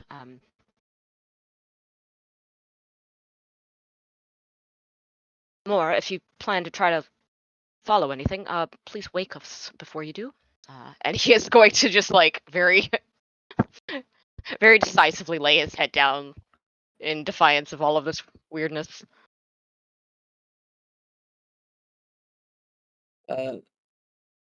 Sure. Sakana, you are not Pretend to be asleep. you're not called upon to you're not called upon to be not pretending to be asleep until morning comes. And we'll go on break because I was otherwise going to do a thing with Kristen before that. So we will go on break for 10 minutes. Break. Don't go anywhere.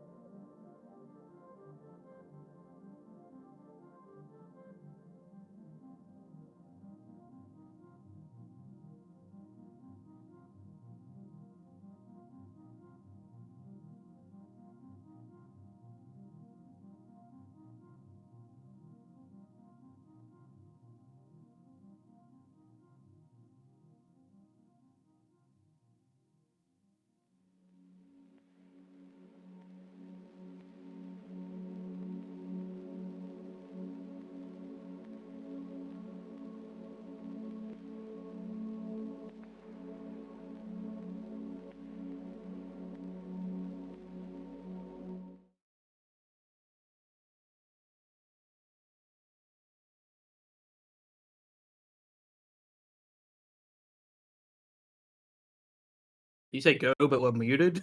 Because that's unfair. Hello and welcome to the Sorry, second... I hit the mute button. I thought said go and then hit the mute button, but maybe there was a delay. There's a delay, and I was like, do we start? Welcome to the last third of this week's session of Into the Shadewood. Morning comes. It's a lovely grey morning. The sun is shining. The world is grey. You can't see the sun because of the woods. But, everything's normal except for the one thing that's extremely not normal.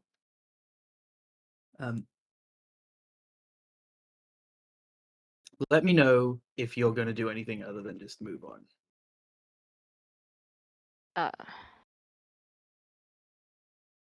I would like to pull Nisakana aside and say, last night you said that I was red? You can see that you're red. Oh, I thought you said that I couldn't. Okay. No, you just hadn't looked at yourself yet. You were looking at each other as you were. Okay, then I don't pull Nisakana Okay. aside. Instead I'm kind of like whatever like amount that I can see, like I'm pulling back to like follow the traceries of the. You said it looks like tattoos. Yeah, it But it's seems on to your be skin stronger. and clothes. Yeah, it seems to be stronger towards the side that you kept the heart on. Yeah. I'll say it to Bartleman and Morvathra. I believe this falls under the asking for help now that we've gotten through the night.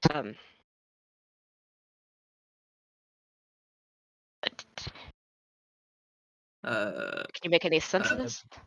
Baldman, you can make an Arcana check if you would like to use spells. Do so. And I'll roll medicine for Morvathra, I guess. Can make a normal Arcana check. At 14. You guess it doesn't say magic-y. And Morvathra checks you, and you seem healthy. Well, as healthy as Corvus ever seems.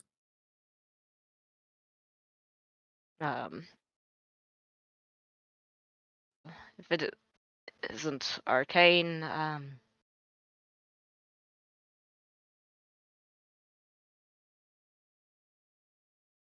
Nisakana, have you seen anything like these inscriptions before?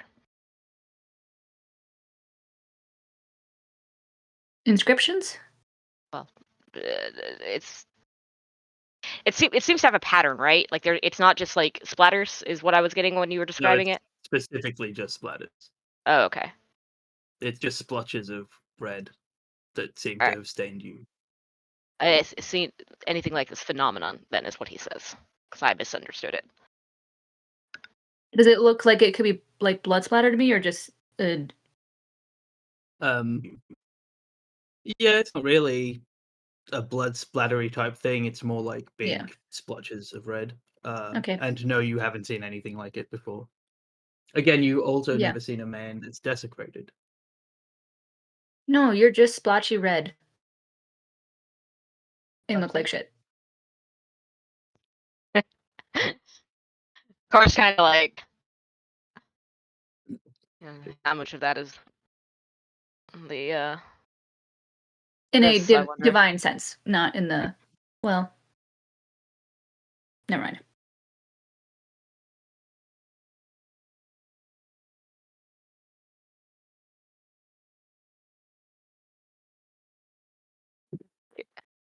I guess Corvus is just going to like try to catalog it and like kind of prod at his heart area and work at this in any way that he hasn't already failed before. Like all the other Arcana checks around this have not gotten anything, so That will happen. It will take time for you to do it, so it's while you're traveling. yeah. About the heart in particular, or about the splotchiness? I guess I'm trying to figure out if the two are connected, but then like he'll eventually get distracted from like the splotchiness and be more intrigued by like sorting out what's going on with the heart. Okay, sure. Make whatever skill check you want to make that is relevant. Does insight, like witchy vibes, feel relevant, or does it need to be only arcana witchy vibes? You can roll insight, but I'm gonna tell you that like even if you crit, you're gonna get stuff that's not helpful. Okay. But you will learn something. It just won't be helpful. All right.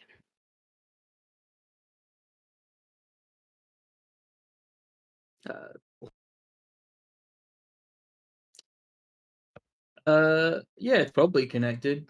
Like the heart sat in your pocket, radiating the smell of blood so badly that you couldn't smell it. You could only smell that it had stopped when the heart went inside you. Like you feel that it is likely that whatever happened has stained you in some ways, and it is probably odd that it's actually just a visual stain in this situation.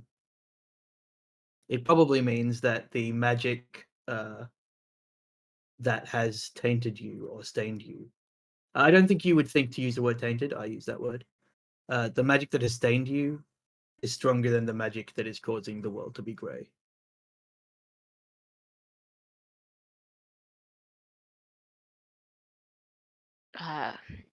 Corvus is gonna kind of blink at thinking through and say,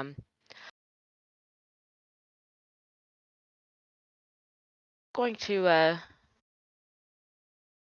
test a theory. I'd like to create some distance between the four of you and myself. Would you prefer that I fall behind or to move ahead?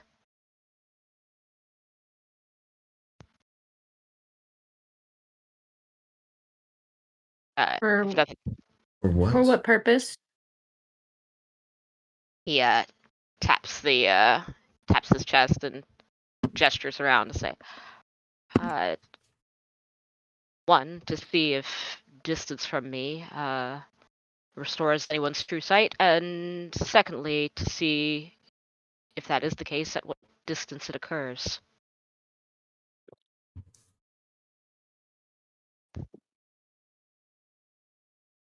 Very well.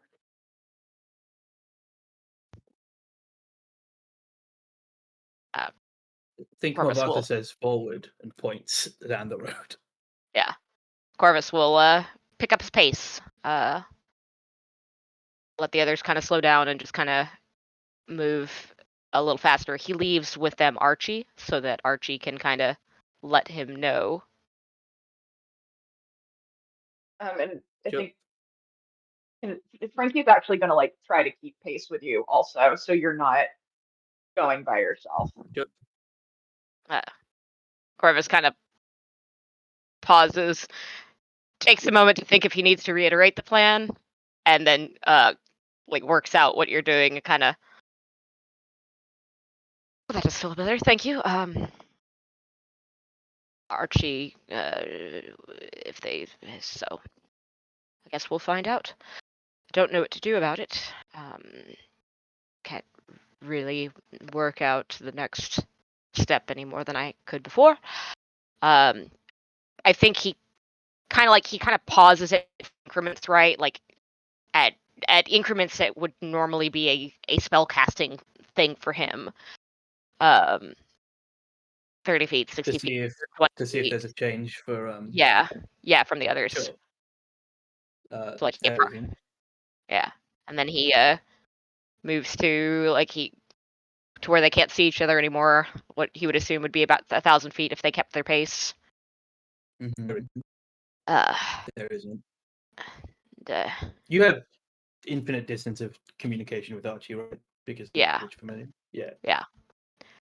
At 1,000 feet, he's gonna kind of pause and he's going to, uh, well, the other thing is though that Archie's magic is, it's part of mine. So, and he will, because Archie can be dismissed, I think, even though he's like, I think he can still pocket real familiar. Let me look at that. I can't remember. I can never remember with him. Familiar rules.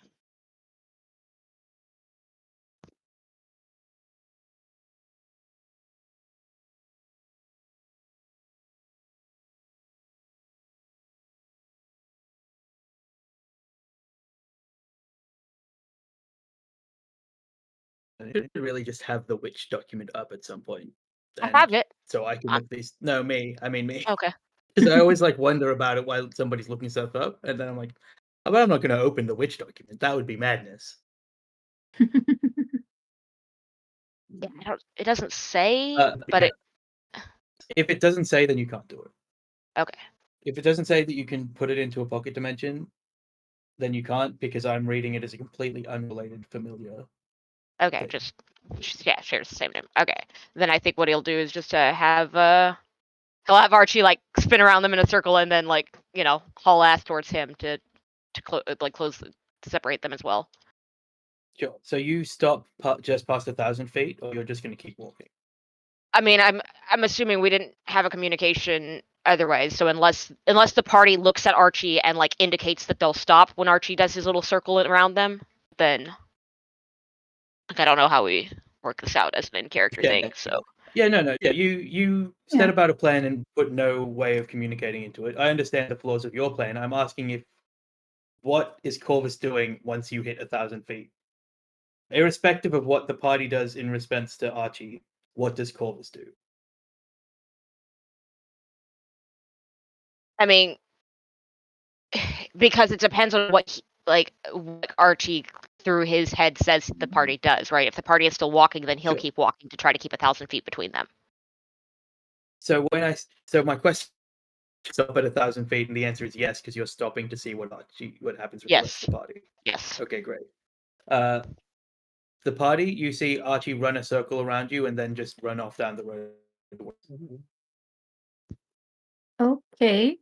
Actually, I'll make this easier for you. Morvathra can't speak with animals. What do you want Archie to tell Morvathra? Archie tells Morvathra that it might be his presence that is keeping the effect up if it is based on Corvus's magic. And that they are 1,000 feet down the road, and that he's going to run away to see if that effect spells, essentially. Well, Morvathra says the badger says it might be the badger, so it's going to run away too. Okay. Okay, we're just trying. Okay. Okay. Archie runs 1,000 feet quite quickly because he can dash. Mm-hmm. And Corvus, Archie's next to you.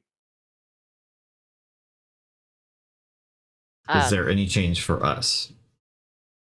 I'll get to whether there's change for you. I want stuff to happen here first, so that there can be no shenanigans. Also, you did say till they were out of view. 1,000 feet is probably not that, but I'm going to say there's a bend in the road.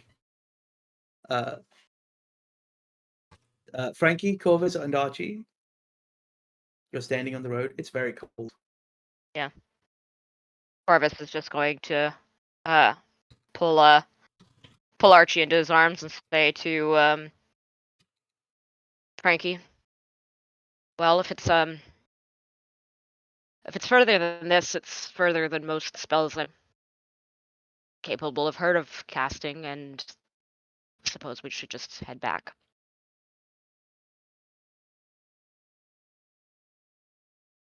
I allow you to lead the way. All right. I think I have another thought that I want to poke at.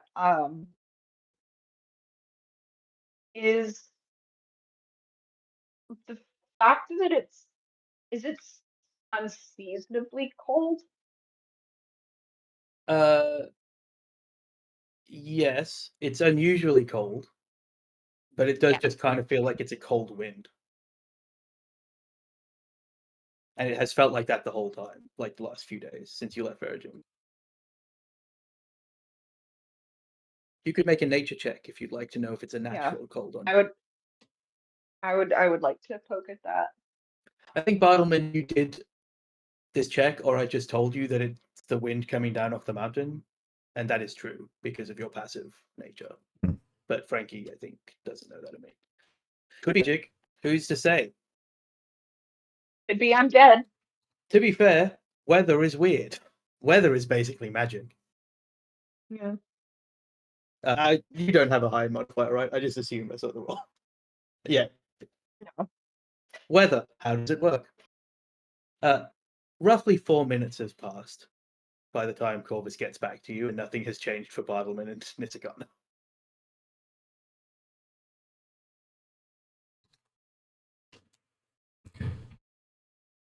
Oh, look, you're still gray and red. Nothing happened.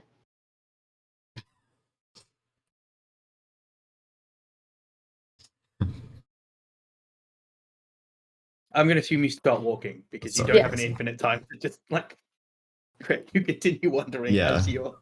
Once I this think Corvus- little experiment is over. Mhm. Yep. Sure. You continue.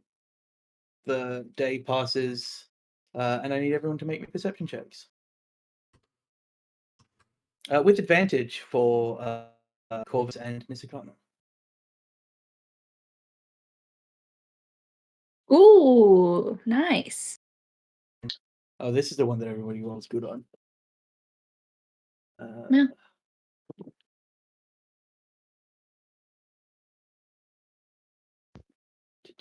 Just rolling for. Yeah. Malaffa. Oh, everybody except for Jack. Throughout the day, all of you see glimpses of. At first, like Bartleman, you think you see movement, and then like it's gone by the time you look there. But by the end of the day, each of you have seen like several times these disheveled, taut-skinned, grey figures in the woods around you. I have a question. Sure. Does Frankie feel any sort of sense of familiarity in terms of how they look and how he looks? I don't know what stat it is for like insecurity, but mechanically no. Mechanically no. But Okay. I don't know how he's feeling. Well, Spiritually, maybe no. not. I think what I'm trying to get at is You're that, asking if they're undead? And yeah. because Okay.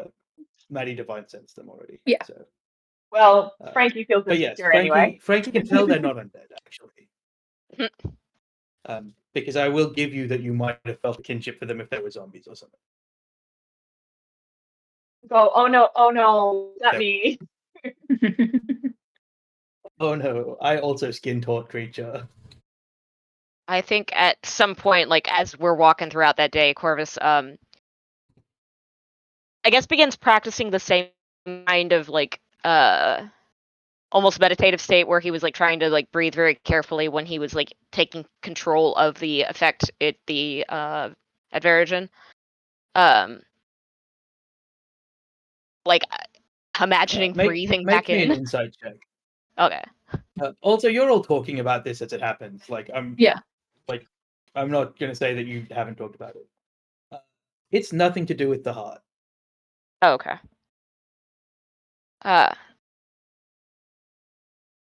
Corvus is like keeping up a running list then of like the different figures we're seeing. Other than being naked, dead, and taut-skinned and gray, Not do they dead. have any? They weren't wearing any clothes. They also do not have features to be described as naked.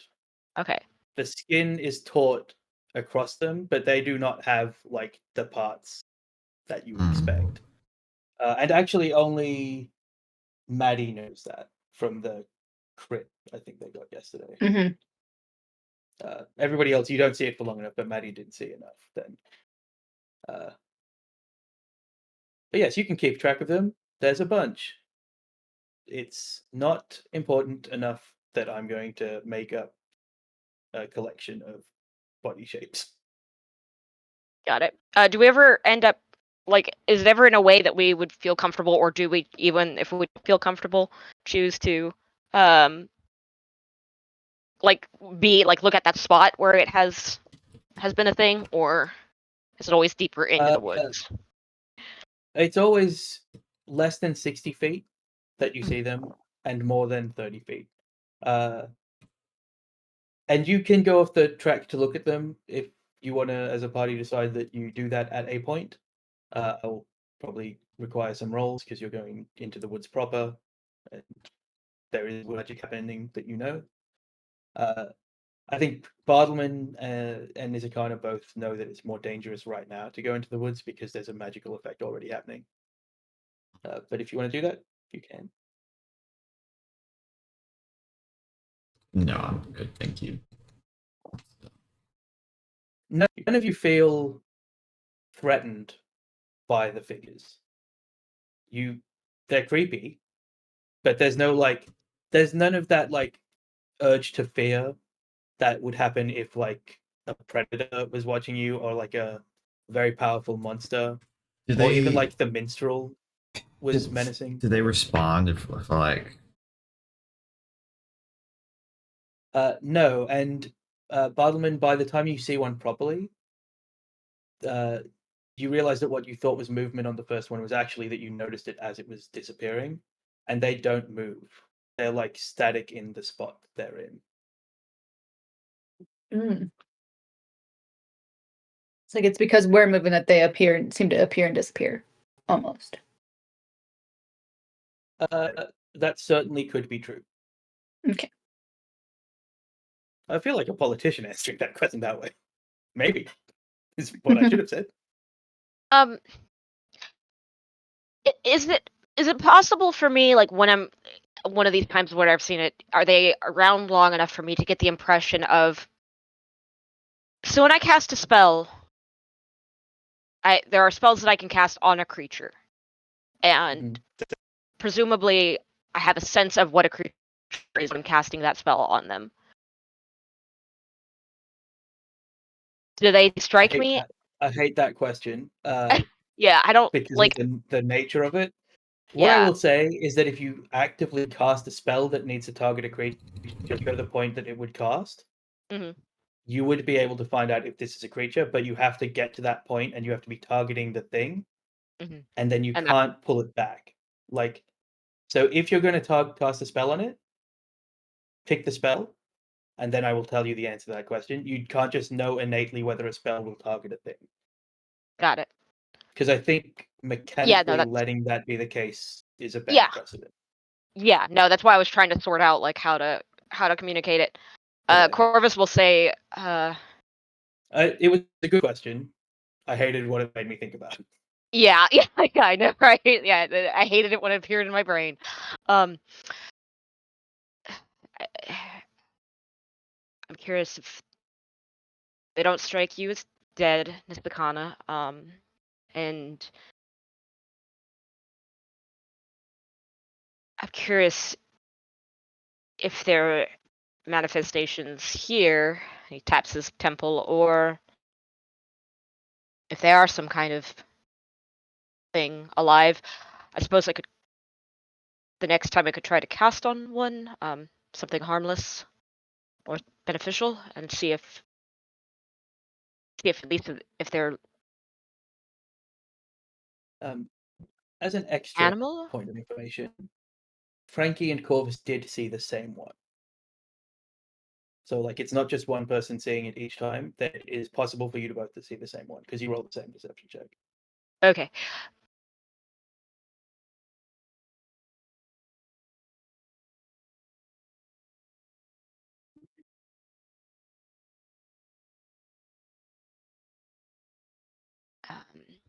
Or the day is drawing to a close as you're having this conversation, and you're edging towards needing to set up camp since your traveling days are a bit longer when you're doing a bit shorter. Yeah. You're about, Bartleman, all things being good and fine travel-wise, 4 hours away from Pilgrim's Rest, which means you're about 4 hours and 20 minutes from Rowan's Cradle. I suppose they. Well, they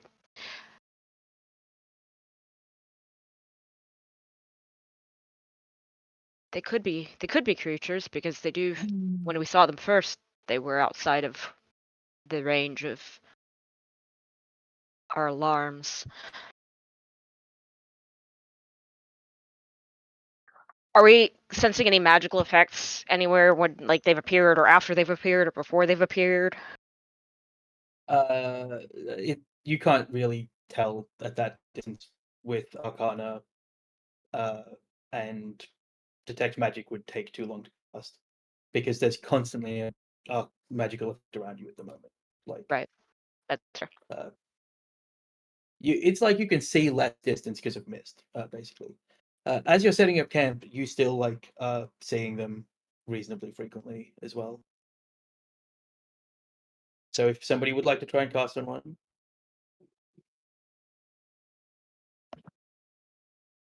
Casting what? Corvus suggested casting a spell to find out if they're a creature. I'm just offering it up to the players if you'd like to cast something at one of them. Yeah, Frankie is specifically, I think, deferring to Bartleman on whether or not we think that is a good idea. Yeah, which is why Corvus said it aloud and didn't No, try I it. don't. Frankie, you could try and give one bardic inspiration, and it might work the same way. As a non-spell that is rarely threatening. Nobody's ever threatened by getting bardic inspiration. Bartleman doesn't want to By getting a cheeky little wink from Frankie.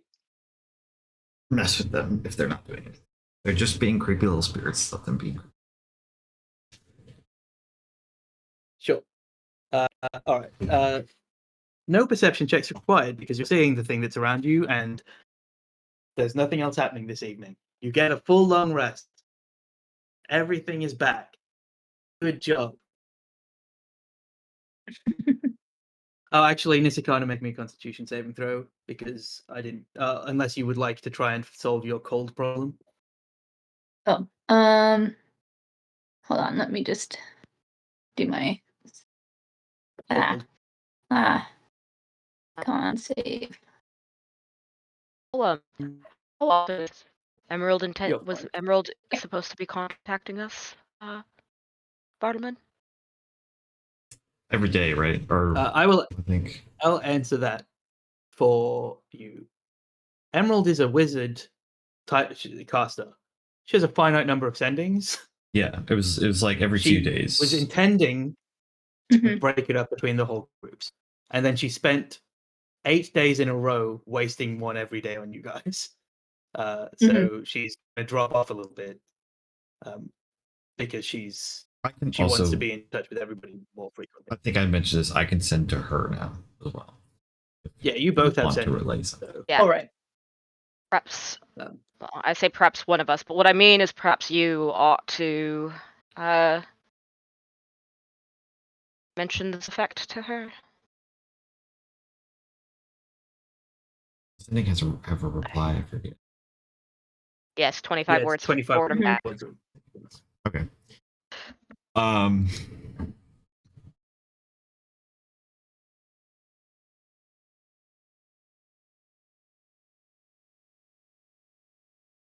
Sure, I will send to Emerald.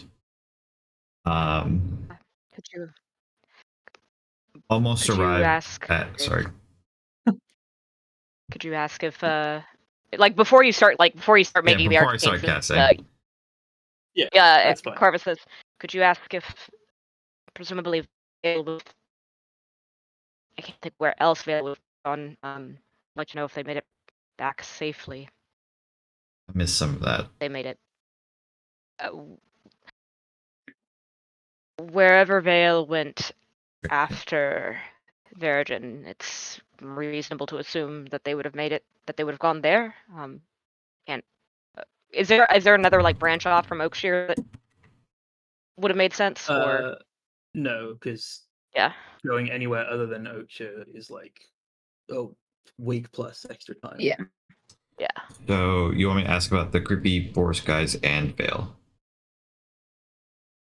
Well, the creepy forest guys in the sense of if somebody else is in this area, if it's happening to them to pretend, but also if Vale is alive.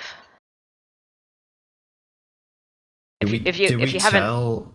Sorry, out above board. Did we tell Emerald anything about Vale? I don't know because I wouldn't I have. don't think so. I would have asked it. That would have been you. All you said that was Vale was going to thing. I think you met. Did you mention? Yeah, I think we did say Verigen that Vale was coming Vale? to No, you don't told Vale to go to Oakshire. Yeah. Yeah. I just don't know if I don't know that remember we we telling did anything to Emerald about Emerald. Vale. Yeah. Just Emerald was for meant when to I contact phrase you it. one more time because you told her something that was shocking and interesting, which I think is that something happened to Verigen, but she'd run out of sendings and you didn't have the stuff. Yes, Yeah. that's correct. So you did have one more conversation where you like filled her in about Okay. Verigen, but I don't think Bartleman would have thought to be like, Also, and Vale is Vale's coming. coming. Okay. Like, Yeah. I'm gonna- Also, there's this person coming. Yeah. I'm gonna okay. I'm gonna do sending. Almost to Ruin's Cradle.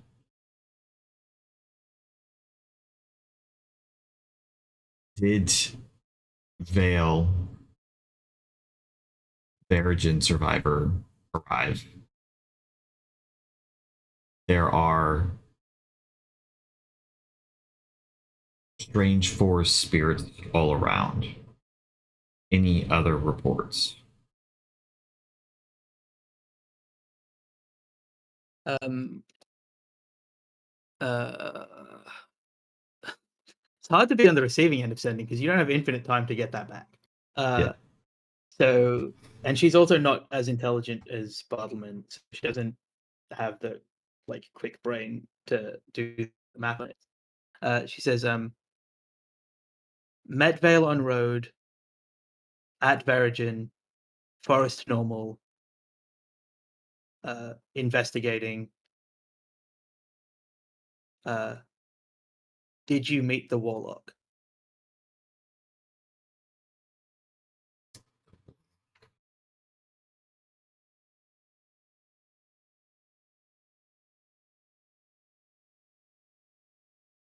Do I have any idea what that might be in reference to? Meet the warlock. I will say that you absolutely categorically don't. Can say you haven't met the warlock since your last talking to Vale. Was there a day in between me doing the dispel magic? Yes. Okay. Yeah. As you're thinking about if you've seen the warlock, you do get a sting from Emerald. Okay. That is like, you can respond to this basically. Yeah. No, she'll give you more information. She'll be like, warlock on fast horse. Okay. She sends to me so I can respond. Yes. Yeah. She gives you the out of not spending a spell because she's not expecting to need her spells. Okay. No, haven't seen any warlock. Last couple days quiet, except thieves? Question mark. I love the idea. Do you say question mark or are you just saying it as a question? I say question mark. Okay. Thieves? Question mark. That's funny. Yeah, she doesn't have she can't spare a spell slot. Like when you know, Are like they- when you're doing a telegram and you say stop. Yeah. Yeah. Are Yeah. your sendings like? Are you saying this aloud in all of our presence? I think you have to. Yes, Okay. I am. So if anybody would like to editorialize, that's fine. Yeah. Corvus is just like looking at the others and says, like, warlock? Like, mouths it. Not sure what they're referring to. I imagine there's other reports. Perhaps there's some warlock about. Oh, she will answer in her response, sending that no other team has mentioned weird forest stuff. Oh, she'll tell you the weird forest stuff, but it won't. Doesn't match up. Yeah. Once we're out of the sending space, Corvus is going to turn to the rest of them and above board, like as a world thing, warlocks are not like particularly uncommon, or are they? They are less uncommon than witches and more uncommon than paladins. Okay. What would be so special about this warlock of hers? Say anything further? Puddleman? She mentioned a very fast horse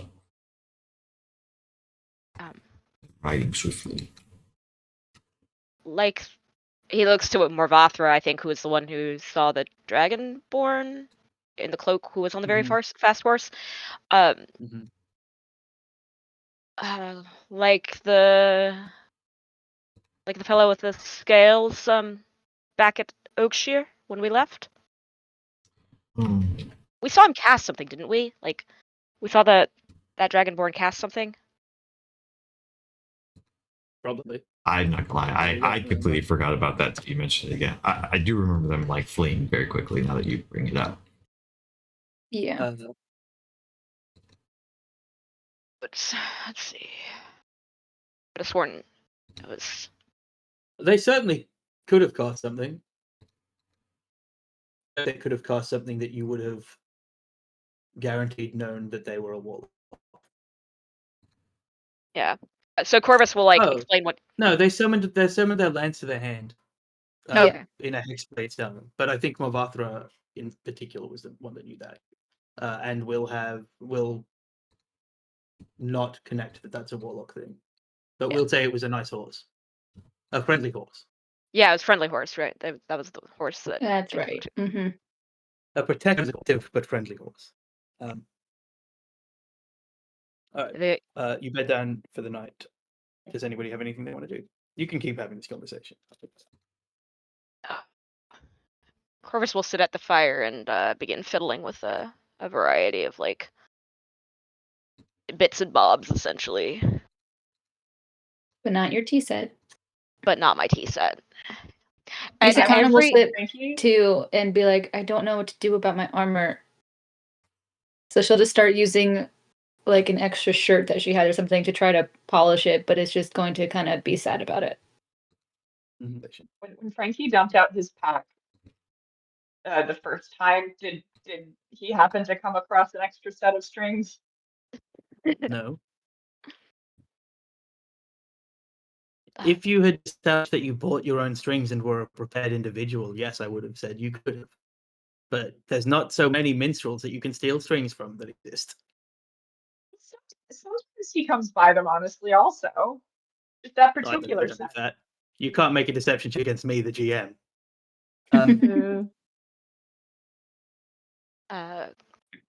Corvus will kind of like look at you as you're like trying to like polish out that armor. If presuming that the effect that I triggered the first time is gone, if you have any serious issues you need to correct, lend you my services. You have to set it up properly for me because I'm not familiar with armor. But any straps you break, I can't maintain any magical effects, but I can keep it intact. Nothing is worn out yet. I just wish it could be cleaner. But thank Every day you. you have watched as Corvus goes to his areas where he has kept his tea set, like with a bag of tea leaves in hand, and like has reflexively, and then has tucked it away. Like this has happened every morning and every evening, and this is the first time where he doesn't. Yeah, it's like missing a tooth. Perhaps that is the purpose. That is the message, is distracting us, making us a little uncomfortable. Much like the eyesight. It's just what is there anything that we could be missing with our vision handicapped like this? I mean, perhaps, but you and I are used to this more so than our dear wizard. And Frankie, do you have does everybody but Bartleman have dark vision? Morvathra. Yeah, and Morvathra. Morvathra, okay. Then our dear wizard and Morvathra do not feel as indisposed about it, but they may feel differently.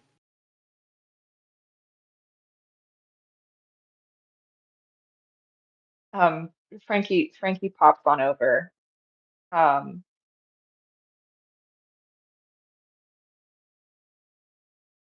Perhaps if we are trying to connect this to the recent string of thefts, the question isn't whether or not we can get used to it.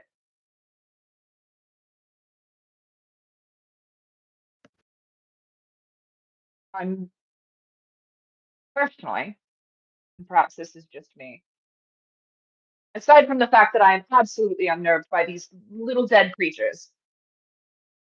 Are they? I don't know. I don't know. They're not. Frankie shakes himself as he starts to get sort of like that uncomfortable shot or like tense that he does when he's remembering the fact that he is, undead. He goes, but what I'm personally reckoning with right now is they've taken my music and now they've taken the color from the world. If they are the ones who have, taken the color from the world. And even if that's not practically a problem, even if it's not doing us a disservice in terms of our ability to fight enemies and conduct ourselves righteously or whatever it is you're talking about. I think Corvus sputters trying to hide his laugh when you say the phrase conduct ourselves righteously. Like, he has brought up his whole cloak around his face and is just doing his best not to be full laughing, but he is absolutely full laughing, buried in his cloak and his knees. Color is important for joy, at least a little bit. It is quite a difference of scale. Can we look at the button and cork and thing again? Sure. You look at a button and cork. One is attached to a lanyard and one is somewhere in Bartlett's possession. Are they still non-magical? Yep. Are they still gray? Or are they gray? Yes. That'd be really funny. Yes. That's a beautiful question. I would have mentioned Morvatha's hair ribbon. Yeah. But a good question. Mm-hmm. Yeah, they are as mundane as they were before. I can't.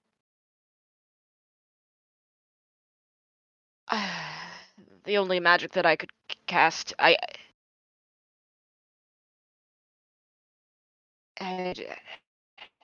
can become a little more resilient against certain kinds of magic, but not whatever this is, apparently. I don't even know if it's properly magic. Well then. And Corvus is gonna just kind of give up on the conversation and start fiddling with his bits and bobs again. He's very deliberate about it. It's not just idle. He's not just idly stimming off of the things that he's pulling out of his pack, but he's just kind of sorting through them, kind of weighing their magical valence. All right. Your watches go as normal. The night passes without incident. And in the morning, you move on. As I said, you're about 4 hours from Pilgrim's Rest. It is getting colder as you're getting towards the mountain, but not colder to the point that it's bothering anybody other than Nisakana, and you were already in the phase of being very cold anyway. Mm-hmm. About 2.5 hours onto the road, I need everybody to make me a perception check. Perception or deception? Sorry. Perception. Okay. Be weird to Just call for it cut a out weird, so I was deception like, that check. seems odd to do. I would have done much better if this was a deception check. Trying to deceive myself into seeing. It's just like, it's not cold, it's not cold, it's not cold, it's not cold. Yep. Sorry, I'm not going to roll for mobile because it's not important. You hear in descending order the fall of horse hooves. You hear horse hooves at a much more rapid pace than you've ever heard them before. a kind of 13 miles an hour kind of horse pace. And in seconds from hearing it at first next to Sakana, a horse is like upon you, and you see on its back a grey dragonborn holding a lance, who like comes to the most abrupt stop that you could possibly imagine, and their horse is shimmering with like an arcane kind of it's maybe a more divine energy than an arcane energy, but in a non-relevant way. And they look down and say, "Oh, the like they incline their head to Nisakana." Say, "Oh, Lady Guard and Master Bartleman." The horse not unwillingly, but unwillingly to the rider, kind of moseys slightly towards Movathra, Yes. and the Dragonborn like inclines their head at Movathra. Emerald sent, and I was on my way here. And she like reaches into, they reach into their saddlebags and they pull out a small box, and they hand it to you. They hand it to Bartleman, probably the leader of the party. Hmm. Orvis opens his mouth 1, 2, 3 times, but never asks the question that he's considering.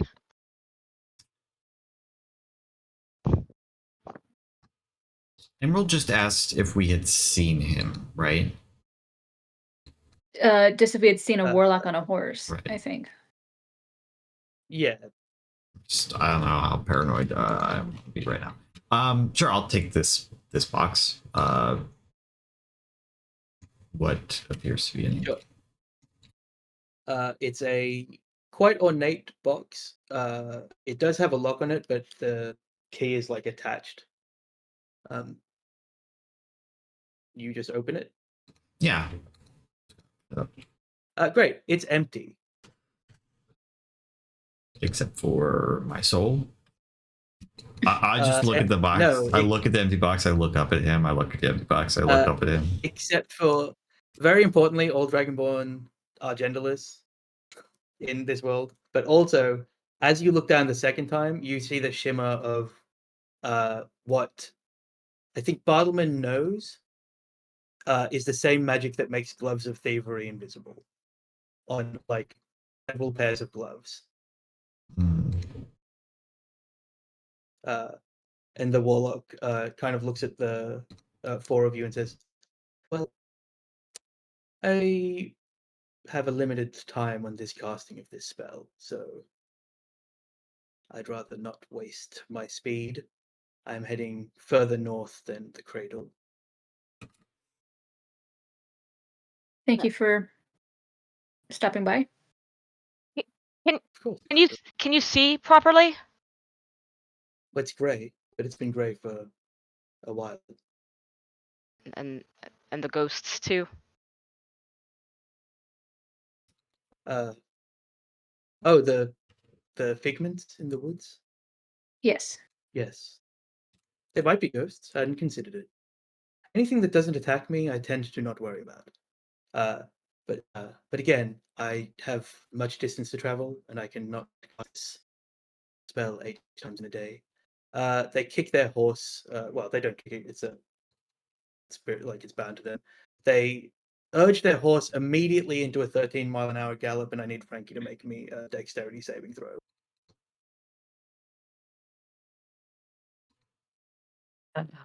The 4 of you. Oh man.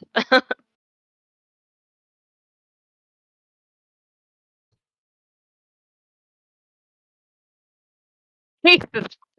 Oh my god. You take 23 points of damage from being trampled by essentially a motorbike.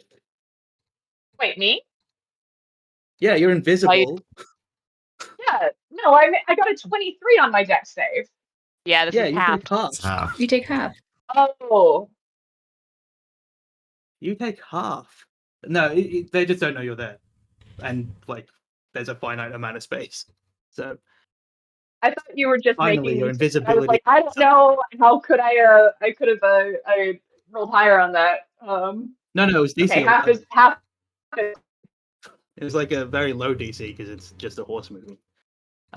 Yeah, the I problem is, thought that you had seen my Nisakana's 8 for me. yeah. oh yeah, I was Nisakana like, didn't need to what make was it. It's it? just you Yeah. because Sorry.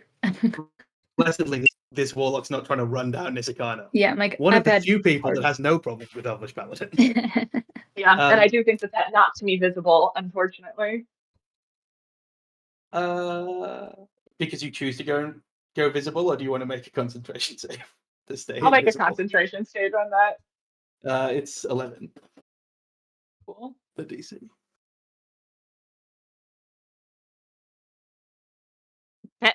Yeah, you remain invisible. Everybody for the, like, here, bit. yeah, everybody except for the Oh. warlock who's so far away from you already hears the sound of you getting hit by the horse. But you're invisible. Bartleman, inside, once you can see it, you can kind of start picking them up, and they do have, like, once you touch them, they kind of become a little bit more opaque, and each of them has a tag. There are 4 pairs of gloves, one named for you, one named for Nisakana, one for Frankie, and one for Mobathra. And don't know if you've seen Emerald's handwriting. I don't know if you can decide if it's from Emerald or not. Would Frankie make She sense was of writing a letter people? when we were in that place, weren't we? Yeah. Yeah, Yeah, I don't know, then, like- then yes, it's Bartleman, it's Emerald's handwriting. And yes, you met them at where Emerald was. She knows that you're with them. Okay. She might not know your name, but if she doesn't know your name, she puts down the tiefling. Because she's also a tiefling, and therefore would not leave you out. But she did willfully leave Corvus out of a gift. They're not gloves of thievery, except for Frankie's, which are gloves of thievery. I don't know how she knows that you wanted gloves of thievery, but I decided to just give them to you. Bartleman, yours are they basically do what gloves of thievery do, and I'll just tell you offline because I'm not going to go through it while we're trying to quickly get to an endpoint. About an hour and a half later, you arrive at the largest clearing that isn't a village that any of you have ever seen in the woods. The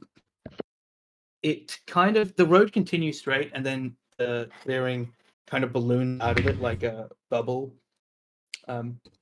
And there are quite a lot of tents and things set up. There's a single standing building, and this is Pilgrim's Rest. You can choose to bypass it and continue onwards, but as you come to Pilgrim's Rest and begin to look across, that's where we will end the session. So we'll go back next week for either a jaunt into Pilgrim's Rest, which again is just a circle of land, or a jaunt into Rowan's Cradle, which will definitely be similar.